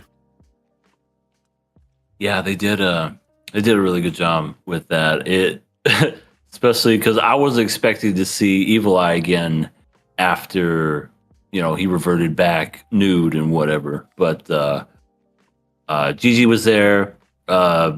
Gigi flat out asked Momo, "Do you have a crush on somebody?" And Momo is making some kind of noise that's beyond the comprehension of sound. Where we can't pick up those frequencies. And she just was like, "What? What? No! What are you talking? I would have a crush on anybody." And then, of course, the girls from the school were like, "Oh, Gigi, we were so worried." And Gigi being himself, doing the whole goofy stuff. Yeah, I was just a little sick, girls, but I'm okay. And girls were, "Here, drink this." And he's just like, "Don't mind if I do." Yeah, that was a thing that they didn't talk about, is the fact that he actually drank it. Because he knows the condition for him turning into Evil Eye. So why did he drink it in the first place? They Maybe never Gigi's really talked about slow. that. He's kind of like a little dim-witted, I think. Either that or that girl like forced it, like drink the pump. What they call it? Pompy. Drink the Pompy. No. But yeah, he drank it and then just became a completely different person. I love it because like people can't see spirits, so we could see it. So I can imagine like just Gigi's face and him just talking at a frequency where he's just like, "I want to end humanity. I want to butcher humanity." And the ladies are like, "What? What is he talking about? Ending humanity? What is? I don't understand." Yeah, throughout the whole episode too. Momo, right? Is that a new song I didn't hear before? Momo throughout this whole episode was hilarious, trying to get him to change back because he sees soccer. "Oh, I haven't done this in years." Kicks the shit out of the soccer ball and makes people fly. Momo's like, "Stop it!"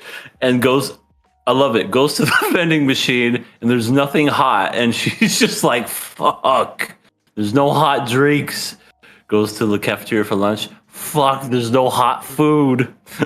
Yeah, I think they run out of hot everything. Right. How do you run out of hot stuff? I would assume, like, when it comes to drinks, people would want less hot stuff. I don't know about you. A cold drink is much more refreshing than a hot drink. Yeah, I mean, is it wintertime?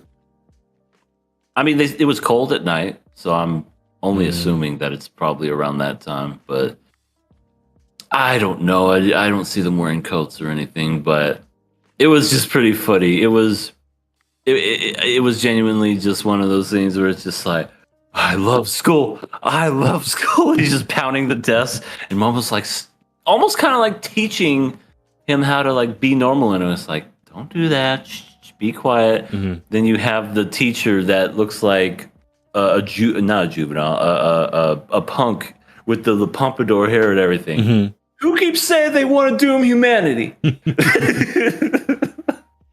Who do I have to? Oh, Gigi, go after class. go to the principal's office. You're This is next. bullshit. I'm gonna take you out. Not in a good way. I thought the funny part was when he was eating and he couldn't use the Oh my God. chopsticks, which I was like, I feel you. I was like, this is the closest I related to Evil Eye. I was like, I can't use chopsticks. I tried it before. I don't get it. Yeah, I try if it's there, just because I don't want to be rude or impolite.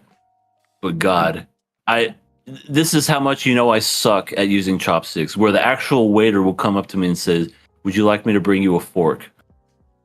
And I say it begrudgingly, but I go, "Yes, please." Because, it is just, you're trying to fit in with everyone else. Everybody's using chopsticks and you're just fumbling and stumbling with it. You're like, no, I just tried to pick up my sushi. And then you pick it up and then you get it to your mouth and then it falls out and you're just, oh God. You just, yeah. No, I relate that to, I thought it was funny. He's just giving full handfuls and just eats so disgusting, like just shoving it down his mouth and everything. Yeah. And then Momo, cool, calm, and collected. You'll get used to it. Yeah. Yeah. And I guess like the big thing was at the end of the episode, characters knew what the golden ball was, which threw Momo for a loop because she's like, how the hell would you guys know what the golden ball is? And there's a rumor going around about this golden ball, and like, I don't know, like, I blame Ira. I guess so. She probably said something to some people and it spread. Mhm. I almost guarantee you it was her fault. Yeah. I Yeah. am the chosen one. Ira, sit down. But yeah, like everybody knows about this golden ball. They don't. I mean, they wouldn't really know what it means and everything. But yeah, Didn't Okarun get them both back? yeah. He has his thought golden so. balls. I thought so. So it's like, what is this new golden ball? Did he secretly have 3 testicles that we didn't know about? I mean, only time can tell. I guess so. It ends, but also, did you see the after credits? I did.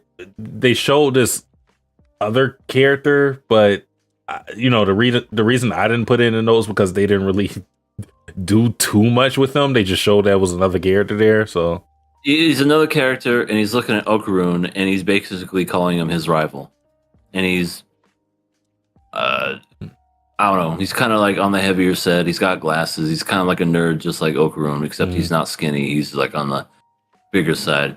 And I'm assuming this is going to be a brand new character in the line of characters that we have in Dandadan. So this is going to be one of those, are they going to be good? Are they going to be bad? I honestly don't know. I hope, because he almost kind of reads as one of these kind of characters. With the pushing his fucking finger up to his eyes and thinking that he's better than everyone else and all that other stuff. I just don't want him to be annoying.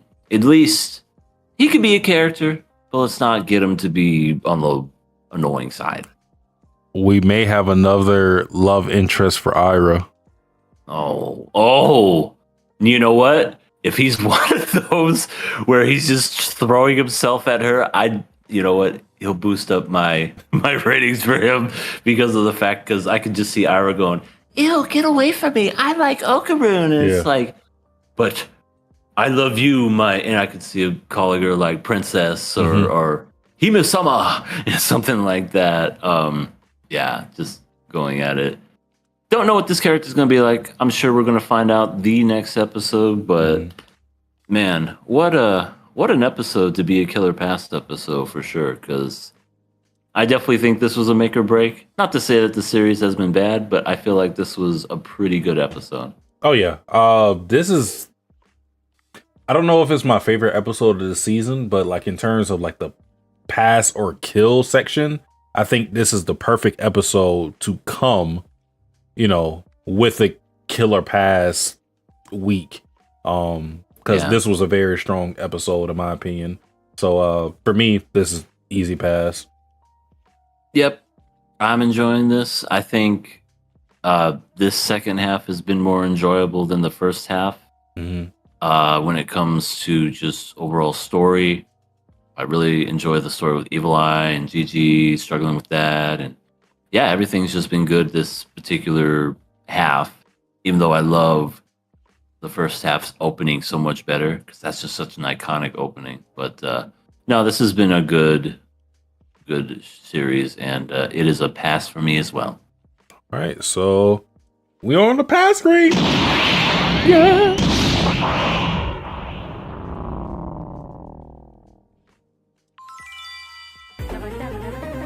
You pass this time. All right. Moving on to the next anime, we have Kaoru Hana, episode 8. Wonderful series.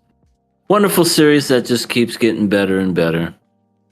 This is the episode where we get the epic Rintaro boys meeting up with the Kikyo girls. Oh, sorry, I said Rintaro boys. Chidori boys. Rintaro's friends. You know what I mean. They are...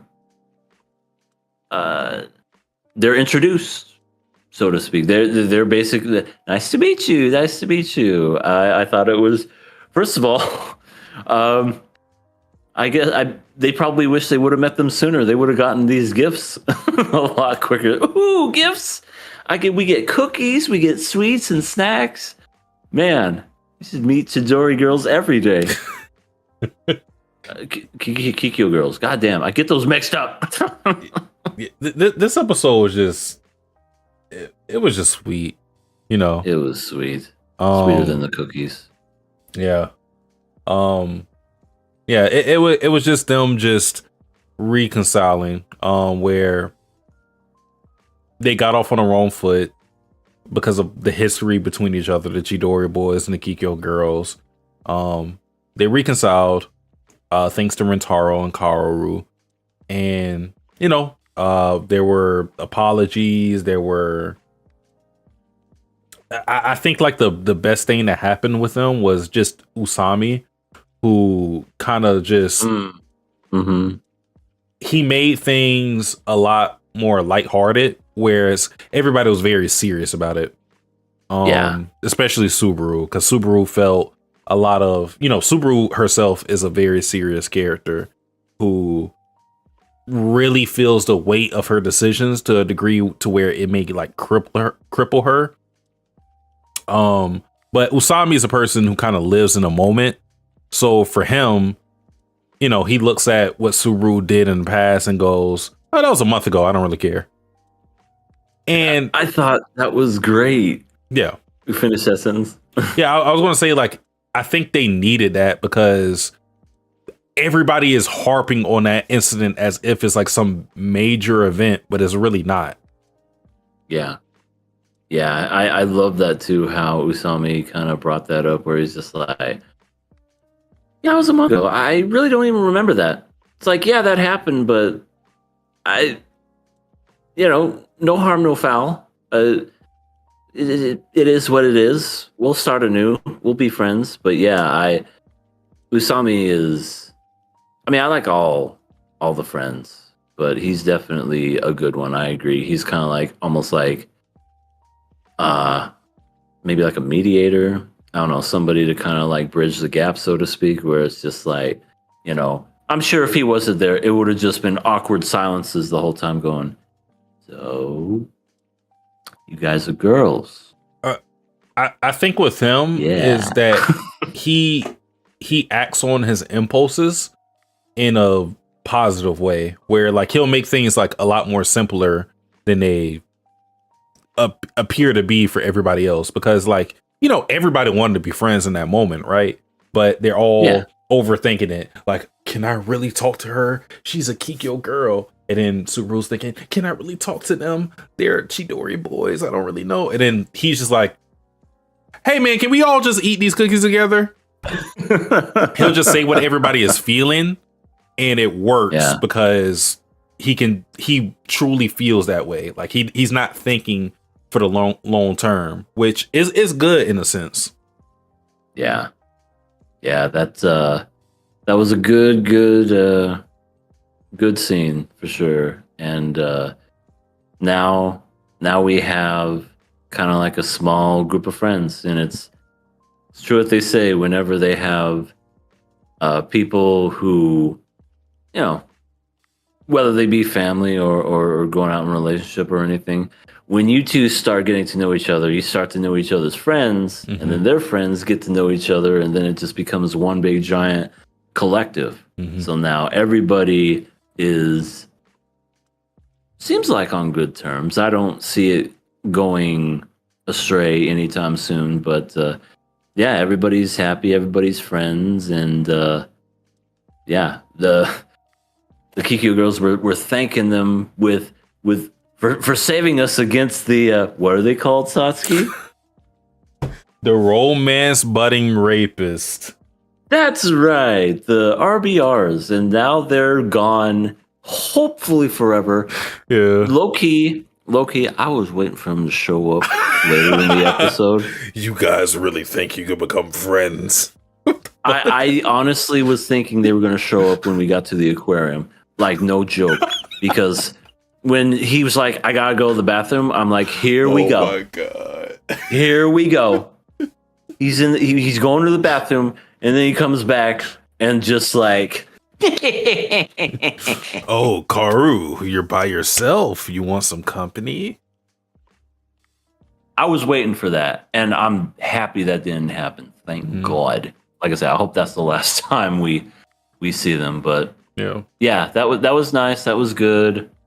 Everybody's friendly. Everybody appears to be on speaking terms. And one of the big things that happened with all that was Saku apologized to Subaru for saying what he said, and Subaru said that she was sorry to Saku for saying what she said. Something that always would have taken forever in other series, but in this one, got right to it. I'm sorry. I said some things that I shouldn't have said. That's my bad.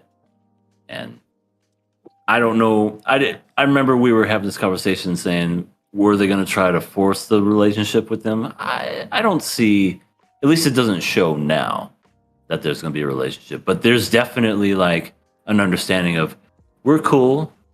You're so-and-so's friend. I'm so-and-so's friend. We can be cool together and go from there. So that was cool.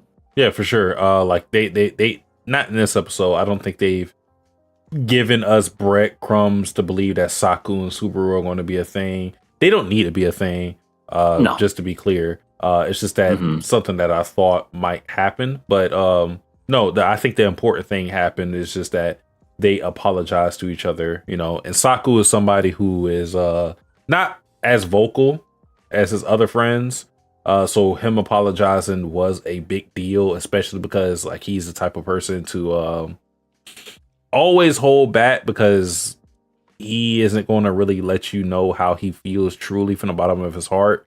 We already seen that in the last episode and how he was talking to Rintaro.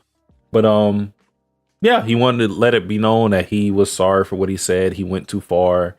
Subaru felt the same way. And, you know, they just let bygones be bygones. Yep. Now everybody's one big happy family, and nothing bad will ever happen to them ever. Ever. You sure? Yep. That's the story. I'm sticking with it. So after that happens, we get Kaoru and Rintaro having their little moment, and Kaoru, they didn't really, did they? No, they didn't call it a date, but she basically wanted to, you know, go out with Rintaro to this aquarium, but it's a fucking date. I don't know how. I mean, I know how, because they make these anime characters intentionally stupid. But I don't know how. What is this? Is this a date? I'm not sure. I don't know how a girl who isn't a family friend, who isn't family, who invites you to hang out on a weekend at an aquarium, and you do all this type of shit for hours upon hours. I don't know how you look at a situation like that and not say this is a date. What else could this be? He was like, we're just hanging out. Dude. You guys are by yourselves. You're wearing your best clothes. She's wearing her best clothes. You're nervous about the situation. She's nervous about the situation. You guys are on your own. Fucking date. This is a fucking date. Yeah. I don't know what else to call it. I know. But yeah, anime likes to do that a lot when it's just like, hey, I was thinking I could probably take you somewhere as a way to say thank you for the time that is. Really? Yeah, I could totally do that. And then put two and two together. Wait a minute. So she's here and I'm here and we're in it. So that means I think we're on a date. Do the fucking Rocky voice. This is a date. So you mean to tell me that I'm just here and you guys are over there and I am on a date? This can't be real. I'm not on a date, Adrian. You're on a fucking date. You're better than this. You're better than this, Rintaro. I'm supposed to hold the door open for her.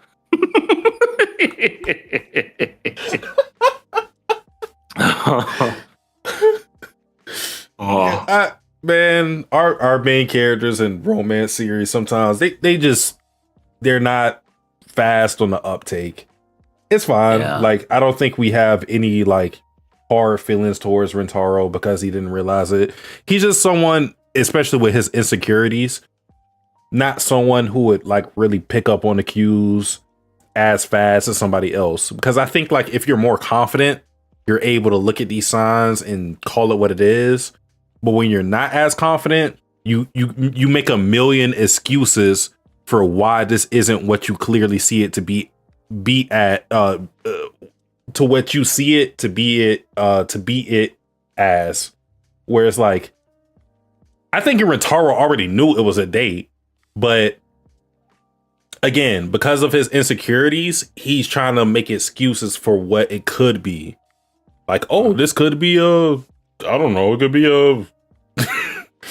be a study meeting. You know what I mean? It's like, no. Yeah. I'm gonna study at the aquarium.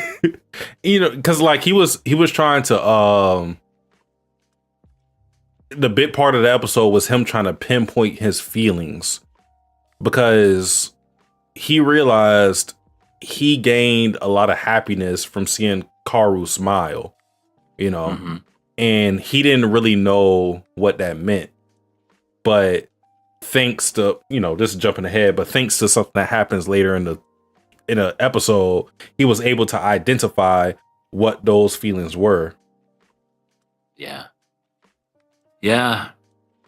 This episode was definitely, I think it was even called that, like recognizing the feelings or whatever the name of the episode was. It definitely had the word feelings in it, I think. But yeah, let me say this now. We've seen a lot of anime where they've went to aquariums in the past. Hell, I think this season 2 of My Dress Up Darling, they went to a damn aquarium. And I feel like aquariums always, they're hit or miss. I want to know what this aquarium is because I want to go to it in real life because this is the best aquarium I've ever seen in my life. Would you not agree? That's pretty nice. Yeah. I mean, not only like, I feel like every time we go to an aquarium, we just have the big giant wall of fish. This aquarium, there was actually detail to it. Like they had boxes with like little standing, like, ooh, look at this. They had fucking tables where you would eat, and they had like fish inside the little. I'm like, that's fucking cool. And then when they go to the dolphin show, they had this wonderful 360 display with the cool water falling down in patterns, which I've seen those. They're really fucking cool. And looking the way that it did, I'm just like, I want to go to this aquarium. Mm-hmm. If it's in Japan, I want to go to it. I want to go to this one so I could be like, it's like, yes, I wear Rintaro and Kaoru wear. No, I want to do it because I want to go to the actual aquarium. It looks really neat. Yeah. Also, what the hell's up with Kaoru, huh? What do you She mean? just takes 2 bites of food and then puts it down. What is she, sick? That's Kaoru. if that was cake or some kind of sweet, we would have never have seen that. We would have seen the plate and then the fork. That's the only thing we would have seen. But I was like, you took 2 bites, Carl? She really must be love struck. So like, yeah. What we see is because what happens in the date, well, before I even get to that point, Kaoru just asks Rintaro to, what happened at the sports festival, which he already asked him about previously in the episode, which I think is telling because, he said he had fun at the sports festival and he never really elaborated on it. But that's when Kaoru goes, she puts her hands on her chin, she's, resting face, and she's like, no, elaborate. Tell me how you had fun. And to me, I don't care how people feel about it. This may seem very dramatic.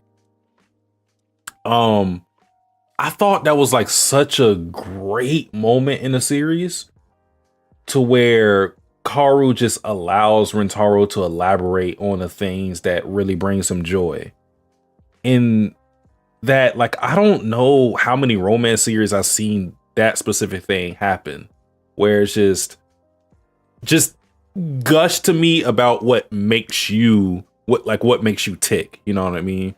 Where, because Rintaro is not a talkative person. Like he'll always explain things in a very like short manner. Like you ask him how's his day, he'll say good. You say, did you enjoy this restaurant? Yeah. He doesn't really elaborate on anything. So she gave him a platform to really just talk, spill his guts. And I think that's really important for a character like Rintaro. And I think it's just important for a romance series where someone is genuinely interested in the person that they like in, the things that they enjoy. Yeah. They don't just like the other person because they held the door open for them that one time. Or because they called them beautiful while they were half asleep on a train or anything like that. It's a genuinely a thing where they're like, tell me about, like, it shows interest that they admire the other person so much that they want to know the ins and outs of what, as you said, what brings them joy. Because, I think you really get to know a person whenever they talk about something they like and what their passions are. And I think that's what Kaoru was doing. Yeah, for sure. And like we got the biggest plot device. For sure. We get a character named Mika, who is a lost little girl looking for her parents. Oh no, a lost kid. Japan, why do you keep losing these kids? This is a trope in a romance series. I've seen it happen in quintessential quintuplets. If people don't remember, it happened with Ichigo and Futaro when the kid was like a foreigner or something, and she had Ichigo use her talents for speaking the language. Blah blah blah blah blah. If you didn't watch QQ, it doesn't really matter. But I've seen kids be utilized in this manner to where they are used for the sole intent of. This also happened in QQ with another character with Yotsuba and Futaro. But like they're using a manner of like, oh, you guys look great together, or they'll just be used to, get them to cooperate in some way, shape, or form. Yeah. Rin-chan, come here. I think you two are cute together. If I was a dad, I'd be like, what the fuck are you? What are you whispering to him? What did he do? Did he touch you? Do you have bruises? Sir, I'm going to press charges. What the fuck is that about? Dad, no, it's nothing like that. What did you say? I mean, I'm just a kindergartner, and I was saying how much I really like this one boy in my class. Oh, and I like him because he's fat. What did she say? She's like he's like the fastest in class. He's really good on a monkey bars, some shit like that. Yeah. Which I'm like, she's a kid. I mean, I get it, Wait, did she say she liked him because he was the fastest or the fattest? No, fastest. Oh my god, I read that as fattest. I'm like, this girl's a kindergartner and has a fat fetish. What the fuck? It's like the fat. I think she said the fastest in class, and like he was like really good on the handlebars or something. I think I read that wrong then the first time then, because I read it as fattest. That's why I was like, why is that a thing for a kindergartner? She's actually the person at the end of Sakamoto. All grown up. Oh my god. That's great. My bad.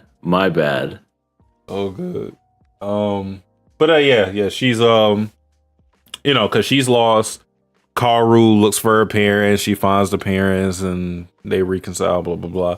Yeah, like I said, she's just there to basically make Rintaro realize his feelings for Kaoru, because Mika says something, kind of profound, where she says like she finds enjoyment in when her crush smiles, and Rintaro relates that to himself and goes like, yeah, man, I'm always looking for Kaoru's approval. I'm always looking for her to be happy, because like, he took the bathroom break, not because he had to actually use the bathroom, but because like he needed like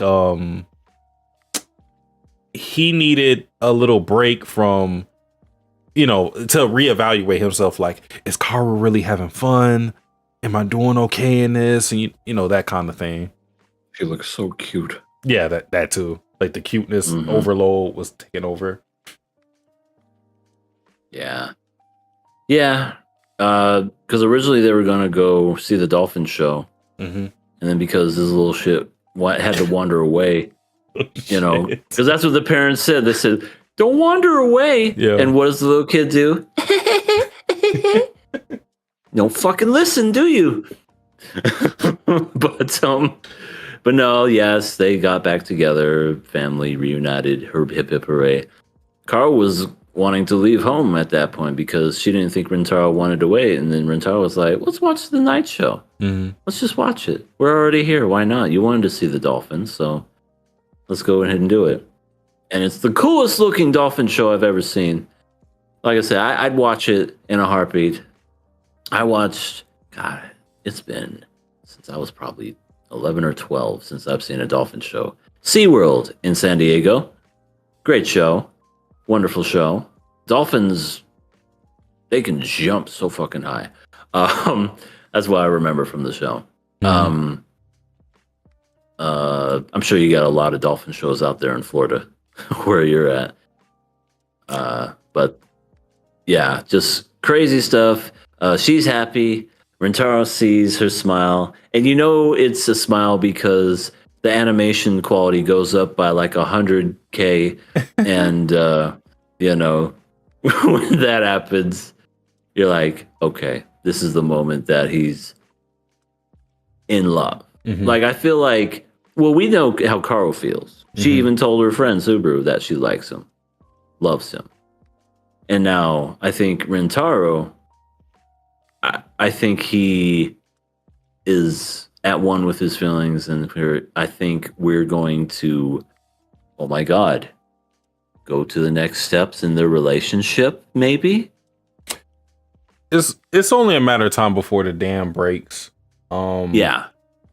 You know, Kaoru feels how she feels. Subaru is understanding how he feels now.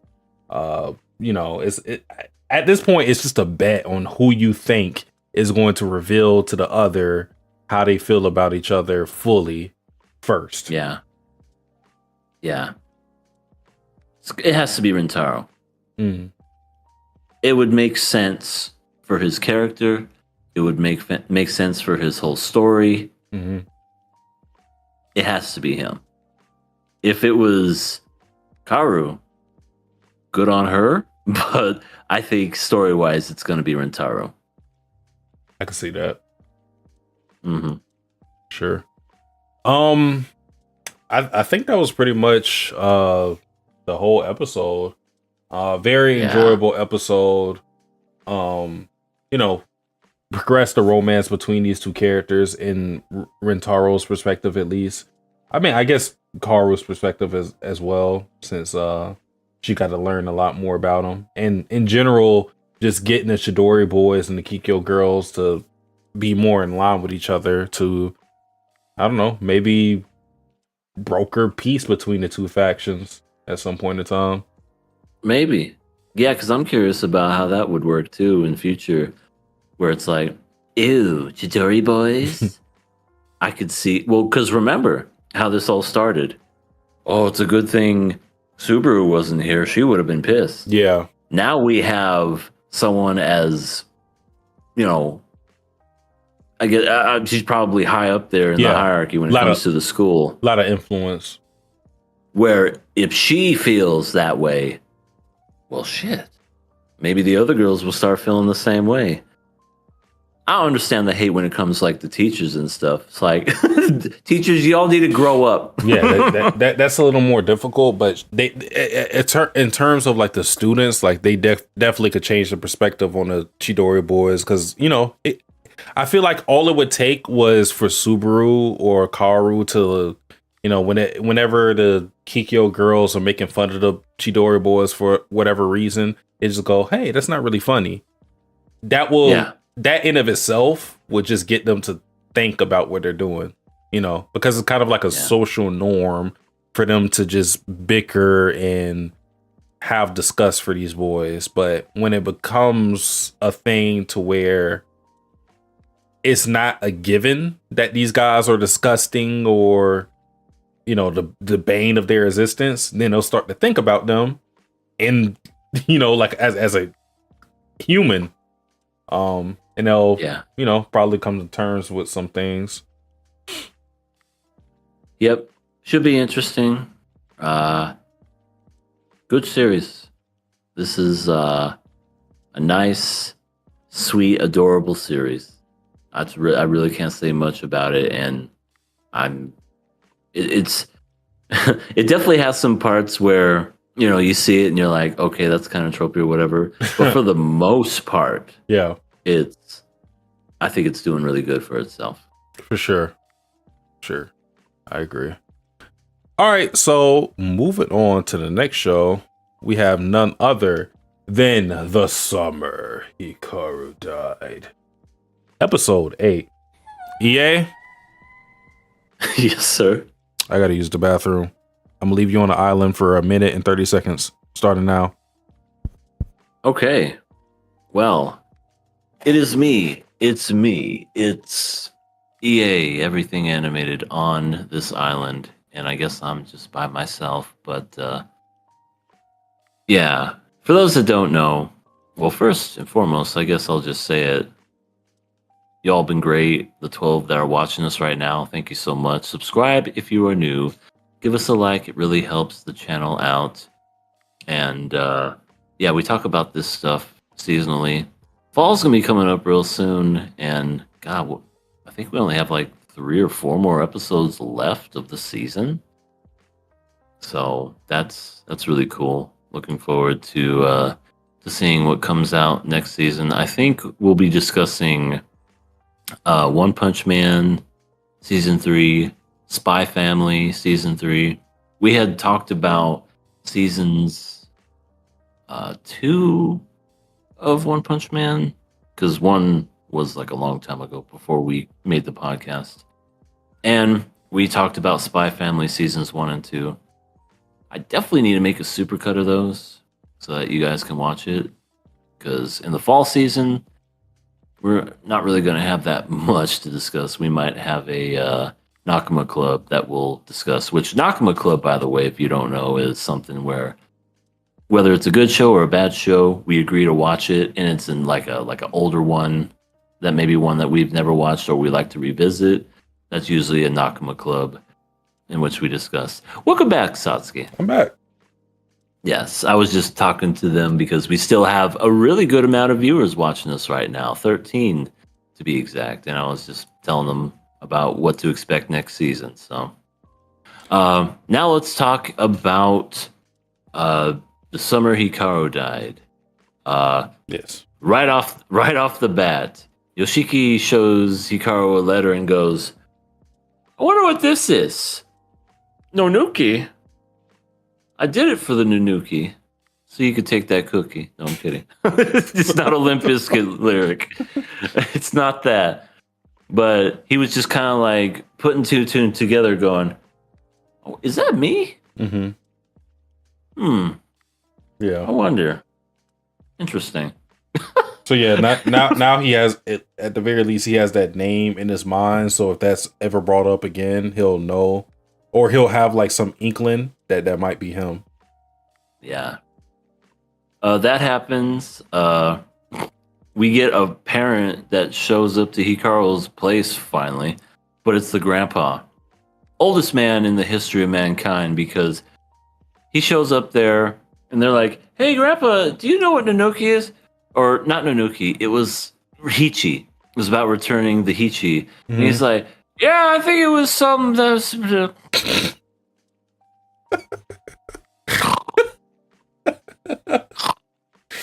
Like that one time I fell asleep talking about waifus. Yeah. I did that as a joke, but this guy was intentionally just falling asleep in mid-sentence. Yeah. To be that tired to where you're talking to someone mid-sentence and then you fall asleep, not just, I would understand if you're on the couch or like on a recliner. He's sitting at like the edge of like a stoop where you put on your shoes. Yeah. And he's just Like at the very entrance. Yeah, and falls asleep right then and there. I'm surprised he didn't fall over and break his hip. My God. But yeah, that happens. So we got a little bit more insight. There's a Hichi. We don't know what it is. We just know it's a thing, and it was supposed to be returned. And I'm assuming that that's the thing that Hikaru was supposed to do around the time when he died. Yes. Absolutely. I'm thinking the same thing. Yeah. So we talked about this last episode where we said that there was going to be some fuck shittery happening and just crazy stuff. And sure enough, yeah. now we're getting more crazy stuff happening, and Yoshiki's like, I'm going to defend you to the bitter end, good buddy. I don't give a fuck. Yeah. Yeah, it's what we expect. I mean, he went as far as to say, like, Yoshiki said Hikaru could kill somebody and he would bear that responsibility. So he went as far as to say that plainly. So I didn't even think it was going to get to that far to where he was going to like clearly state how far gone he was. But like here, he pretty much demonstrated, yeah, he could like be the fucking devil and I'll be his accomplice, essentially. Yeah, as we find out later in this episode, but we'll get to that in a second. Yeah, something weird happens at school. Just not your typical everyday sort of thing. So, to the point where Yoshiki thought he was seeing things, and Hikaru was like, "No, that's real. There's a naked guy out on the floor of the school where the bike racks are, and he's muttering something. He's holding a knife." What? Yep. You're not the only one that's seeing it. Yeah, he thought it was like a fucking Dandadan character or something. He's like, oh, this is spirit or something. Which I thought the same thing, you know. But yeah, it was a real person who just stabbed himself in the fucking neck, a la Another. Oh, that was crazy. That was fucking insane. Especially the way that Another did it. Yeah. But yeah, I remember I love seeing, like, I think it was like the police or whatever. They were going at him with like cattle prods and shit, trying to like get him to stop it. And he's just like, fuck it. Just, yeah, right in the throat, and then kills himself. Mm-hmm. And I think this is just the beginning. This is, I mean, we've seen crazy shit happening very minimally, very spontaneous like, but now I think it's going to ramp up a bit, as we've seen in this episode. But yeah, that was some crazy shit. For sure.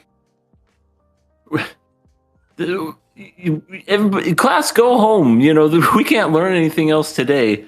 If this was the world of my future diary, it would just be another day for They'll probably make a fucking lesson out of the fucking murder or the suicide. They'll be like, now measure the diameter of the cut in his neck. Some shit. Right. Right. Let's dissect this human. You can see how the body parts work. This is the liver. This is the lungs. This is what used to be the trachea until it was stabbed. My God. Yeah.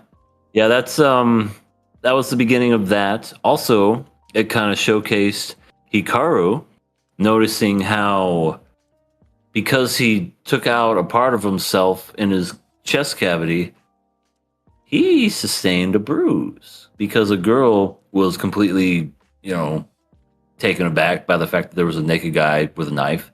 She bumped into him and he hit the edge of a desk, and he just kind of like looked at his like elbow or whatever and was like, ow, that kind of hurt. Yeah. Because before he said, because at the very beginning of this episode, they were cleaning out the blood. I love how Yoshiki was typing on Google, which will trace you, by the way, how to take out blood in white clothes. Yeah, you're on an FBI list now, Yoshiki. I'm telling you that right now. And, anyway, he said in the beginning he couldn't feel anything, but that time it's like, ow. Not only do I have a bruise, but I felt that pain. And I definitely think it has a lot to do with the fact, because he took out half of himself, making him, even though he's a demon, more human. And I'm assuming this is going to be more relatable pain-wise to humans and suffering.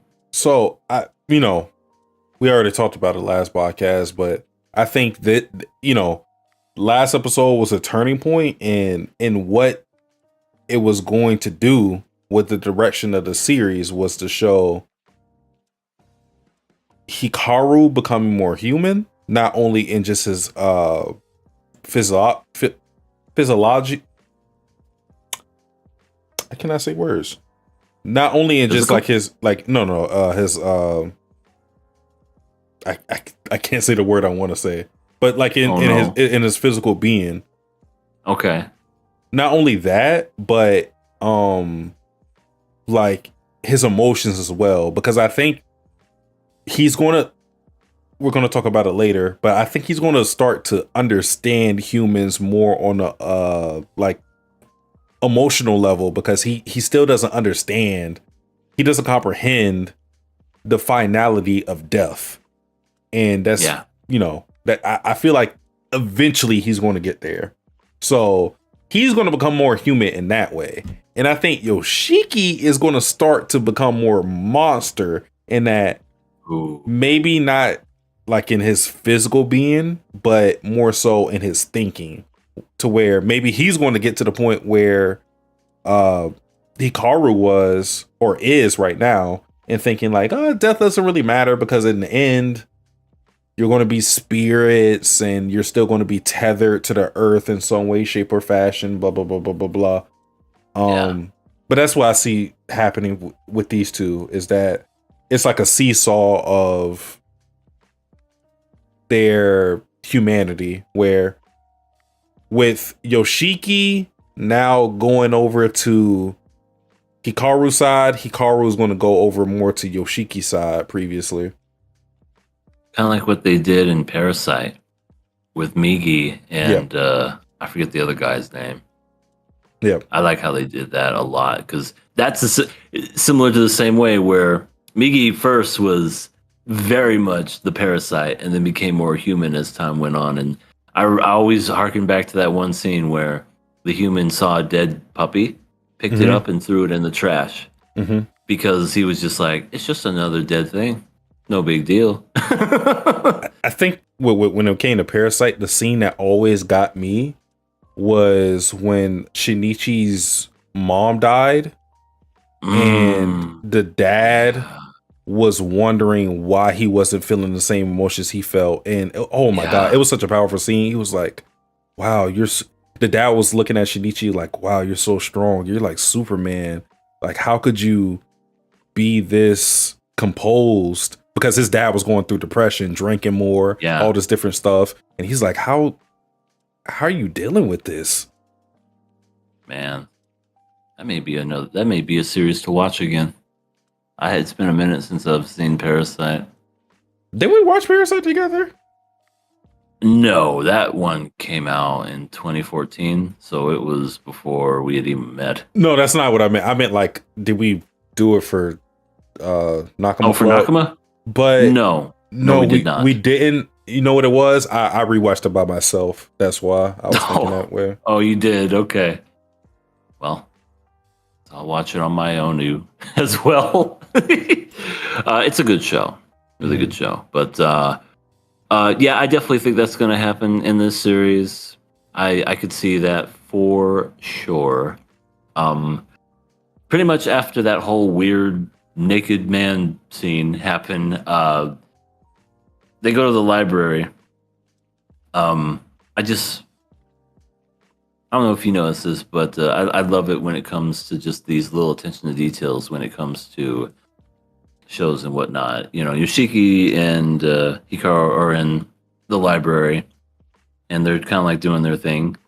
And it sounds like a regular library. You just hear, chairs kind of like moving in and out. You hear some people clearing their throat. I'm not talking about the librarian who was trying to tell them to be quiet or whatever, but it sounded like just people just in a library. And it all, like stuff like that, it always just immerses you more into a show as opposed to just a quiet library. You just hear like the music in the background or whatever. No, this show is relatively like quiet, other than of course the horror parts where the freaky shit that happens. But I just like that. They look at this map of the villages, and It's shaped like a body. Oh no. Could that possibly mean something? I mean, definitely. It probably does. But the crazy thing is, they're talking loud. They're being teenagers. Just, oh my god, it's a dead body. Librarian, shh, shut the fuck up. People are trying to study. And then what do we find out? What happens? Like, what's the librarian? That's right. She is the daughter of the old lady that Hikaru killed. Yep. She talk about holy shit, the timing and whatever. But when that happened, they kind of learned a little more about like the craziness of the village and the Nuki and whatnot. And it's definitely got to be a surreal kind of like not surreal. It is a fucked up situation where the person that, or excuse me, the monster that killed your mother is interrogating you and talking to you about like all this. And I love too how he was just like, didn't she just kind of go crazy? And Yoshiki's like, shut the fuck up. You don't say stuff like that. Yeah. And she's like, it's okay. I knew my mom went crazy a long time ago, but still got to be hard. Oh, so crazy. Yeah, man. It was really disturbing, especially too, like after the conversation, Yoshiki does like this checkup when it comes to Hikaru, and like he basically questions him as to whether he understands why Miss Matsura, speaking about the librarian, why she, would miss her mother and whatnot. And again, he still doesn't get it. He does not understand why humanity has such this, I guess, emphasis on death. He doesn't get it still. He doesn't understand her sadness. He doesn't get it.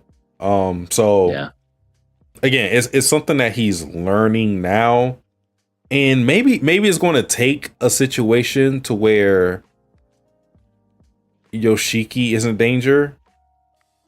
I mean, his life has been in danger, I guess, already. But I guess he has to relate it to something that he cares about himself for him to truly understand. I mean, I guess in that sense, that's already happened, to where he thought about what would happen if Yoshiki wasn't on the earth anymore, like if he wasn't alive, and he's thought about like, I don't like that. So I guess he's already seeing that to some degree, but he still hasn't connected the dots as to, empathizing with other people. Mm-hmm. Because that's the big point. Yeah, all that talking about Nanuki and just emphasizing the whole, you shouldn't have killed her, that was a bad thing. But still crazy too, because Yoshiki's just, earlier in the episode, we're gonna make, I'll forgive you. He's still basically just like, even though you killed this person's mother, essentially, I'm with you to the end. Mm-hmm. But it does go to show you as well, when you kill somebody, you don't just kill one person, you kill their whole family, so to speak, because, that person was somebody to someone. It's not just some crazy old lady. Yeah, it's never an isolated incident. It's so many different relationships and webs of people that you touch with something as, something as like final as a murder, because that is something that impacts people for the rest of their lives pretty much. So anybody connected to them, you're also affecting in a way. So, again, it's something that Hikaru has to learn. This may be, I get the feeling that this whole Matsura murder is going to be something that he comes to regret. And in fact, it may be like the last time that he murders someone, at least like for a very long time, I feel, a person that is. because he may murder like monsters, whatever. But I feel like with a person, this may be one of the last times he murders someone, but he feels regret for. And the reason I feel this way is because, for one, he's not as powerful as he once was. So I don't think he can do everything he did when he murdered Miss Matsura in the first place. And two, I do think that eventually he's going to start to empathize with humanity in their plight and some of the emotions that he doesn't understand with, having their loved ones being murdered or, just die for natural cause, whatever it may be. He's going to become more human or more empathetic towards humans. Yeah. Yeah, he definitely has some powers, but not nearly as strong. Remember early in this episode, I forget what the girl's name is, the tomboy, the athletic girl. He made her deaf in her ear. Asako. Yeah. She's like, I can't hear good out of this ear anymore ever since we hung out last. I'm not going to go to the doctor or anything. Yeah, he kind of just didn't give a fuck. He was like, yeah, that was the cost of business. Sorry, she kind of knew who I was, so I kind of whispered something in her ear, something that I can't bear to repeat. Yeah. Which, yes. I don't know if that's going to be something that because of her power being so, I don't know, interesting, in that like she can hear these spirits and her family background. I feel like that's her not being able to hear in that ear is not going to be a constant thing. I don't know how that gets fixed. I don't know if it's a mental thing, but I just feel that it's not going to be a permanent thing, considering how big that part of the story was. I can't see them just introducing that and then it's just gone. Right. She just does a few clicks to her ear and all of a sudden, oh, it's all better now. I don't know. There's going to be something that adds to it, but it's been a couple of episodes, but we finally get Tanaka. He's back in this series. He was in this episode, and he was playing Yoshiki like a fiddle. Like this is a man that knows what he's doing, and he hones his craft very well. Because, he went to, what was it, like the head villager in there, and like gave him like it looked like some kind of sword wrapped up in cloth or whatever. Mm-hmm. And he was just like, your methods are just, and he's like, yeah, sure, whatever. Walks, and then just so happens to walk right past Yoshiki, and then that's when the hamster was going crazy, just with going, oh my god, something's up with this boy. Mm-hmm. And then that's when Tanaka was like, I have something I need to ask you. Gulp, what is it? What do you guys have for like souvenirs? Let's go over here. Oh, shiitake mushrooms. Okay, all right, no, that's cool. And then he begins to talk, and they come. And I thought this part was a really funny part of the episode where, you just see the hamster still doing his thing and whatnot. And then the very next episode, it almost turns into like a slice of life where they're just playing with the little hamster. And I'm like, that is so adorable. Yeah, I thought that was like a imagination part or something. I thought it was too. I was like, this is just Yoshiki thinking like what could be. But I was like, well, no, this is actually happening. Yeah, I thought it was too. I thought he was like looking at the hamster going, oh, I want to pet that thing. But he actually was doing that. Oh, look, he's just taking a little shit on your hand. Oh, he's so cute. little pellets.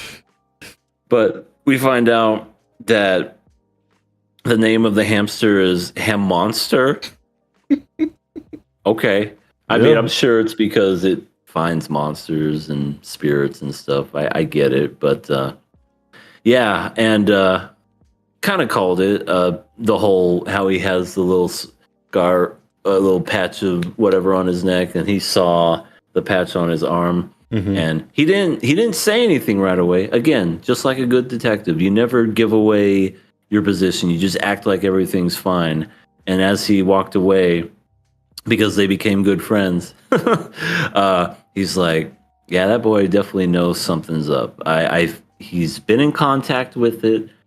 Is the monster here in the village? How it's taken it upon human form? Very interesting.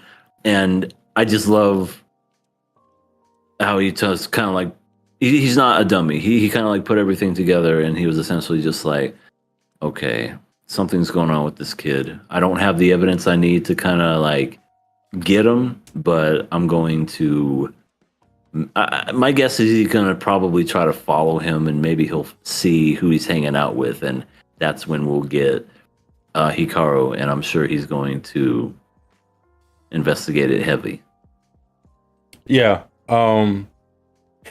Yeah, he definitely put the pressure on Yoshiki, and I guess in a meta sense, he put pressure on the audience in that he's showing that he's seeing through a lot of what's going on right now with Yoshiki and Hikaru. He's not the one to play the fool. I should say he will play the fool, but he's not the one to be played. Like, he understands the situation and what's going on. So he is one of those dangerous guys in which he can, get a little information, and he'll be able to make a whole hypothesis of what that means exactly. So he's not the type of character that you want to stick around if you want somebody like Yoshiki and Hikaru to get away with their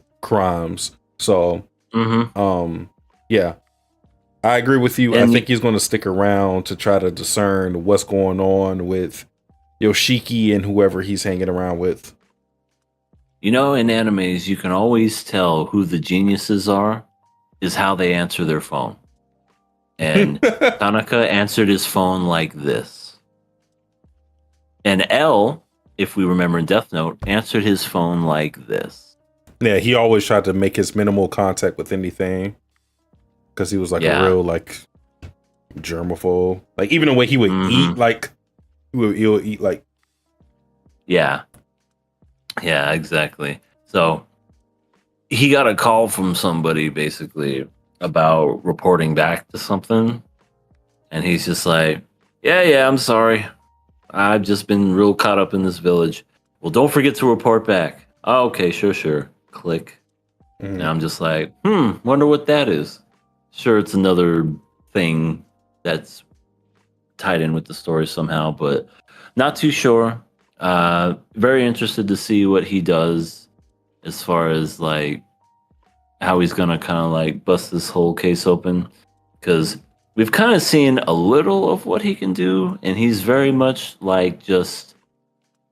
I definitely believe he's a genius, but he's just one of those kind of like people don't understand him, and maybe he's not socially as good around people. I don't know, but he's going to bring it together, and I think he's going to be the one to stumble upon Hikaru and find Nonoki. Yeah. And he talks about like how he has like a similarity to Yoshiki, like you said, like you cited with the scars. So there's like the lingering thing in his backstory to where maybe he's experienced something very similar to Yoshiki, in that there was a demon or monster, whatever you may call it, that he sympathized towards, maybe helped in the past, and that got him scarred, with the neck scar that he has. Seemingly this is something that happens because we didn't talk about it, but Yoshiki and Hikaru got attacked by this weird ass headless monster, and at the end of it seemed like they were gonna die, but Rie, who was the housewife that was willing to help Yoshiki's, slaps the shit out of Yoshiki and saves him. I definitely think that's going to come at a price. And what I mean by that is I think Rie is going to be like, what the fuck did I tell you about sticking around this goddamn monster? You think I'm stupid? You think I don't know what's going on? Yeah. You think I don't know that? I definitely think Rhea is going to be a casualty at some point, but yeah, she's super important because she's, you know, just like Tanaka has been what Yoshiki has been through. But you know, she tried to warn him against being as close as Yoshiki is to Hikaru, but her warnings unfortunately fell on deaf ears. Yeah, I did like how Hikaru was just basically like trying to guide the head over to where he is, like over here, over here, over here, over here, over here, over here, over here. Mm. And then when he tries to like do something, he's like, "I'm not strong enough." Yeah, it's too heavy. And then they both run, and then they're both weak. I almost feel, because they made it apparent, especially in that scene when they were eating at the restaurant, that that thing that's in your pocket that's very super important. If that thing breaks, I fucking die. And even Yoshiki was like, "Oh shit! I didn't know it was that important." Right? Okay, I'll take care of it. And there's gonna come a point. I don't know if it's gonna be a monster. I don't know if it's gonna be Tanaka when he's about to do his spiritual things or whatever. That thing is gonna go back inside Hikaru, and he's gonna like become like a powerful thing and do something with it. It's probably gonna be towards the end. I don't see it happening anytime soon, but I think that's gonna get reconnected somehow. I mean, I'm of the same opinion because we talked about it last podcast, but now where I'm sitting at, I think Yoshiki is actually gonna, because I said that I said Hikaru is physically more human and is going to think like a human, and I said Yoshiki is going to think more like a monster. Mm-hmm. Well, Yoshiki now has a piece of a monster that could be utilized, I think, in a way to make him more monster-like. So I think he is going to become like more eat monster. It or something of the sort, because sick. if they're going with this whole theme of sharing sins, then Yoshiki is going to share the sins in that he takes the monsterification of Hikaru, and then Hikaru's going to, it's not really taking the sins, but like he's going to become more human in the sense of like the mentality and him already dispersing the core of his being, which makes him strong as a monster.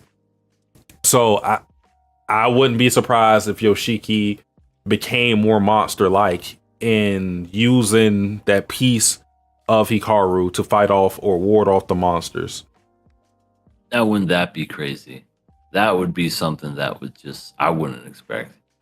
You know, that's one of those holy shit. You know, what a twist.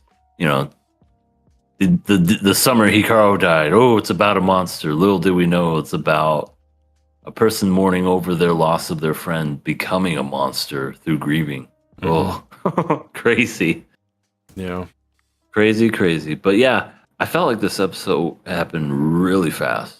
Like, I remember when, you know, Rie slaps the shit out of him at the end, and it's like, "Wake up! Are you okay?" And then it just like rolls the credits. And I'm like, "Oh no, we just started this episode. What happened?"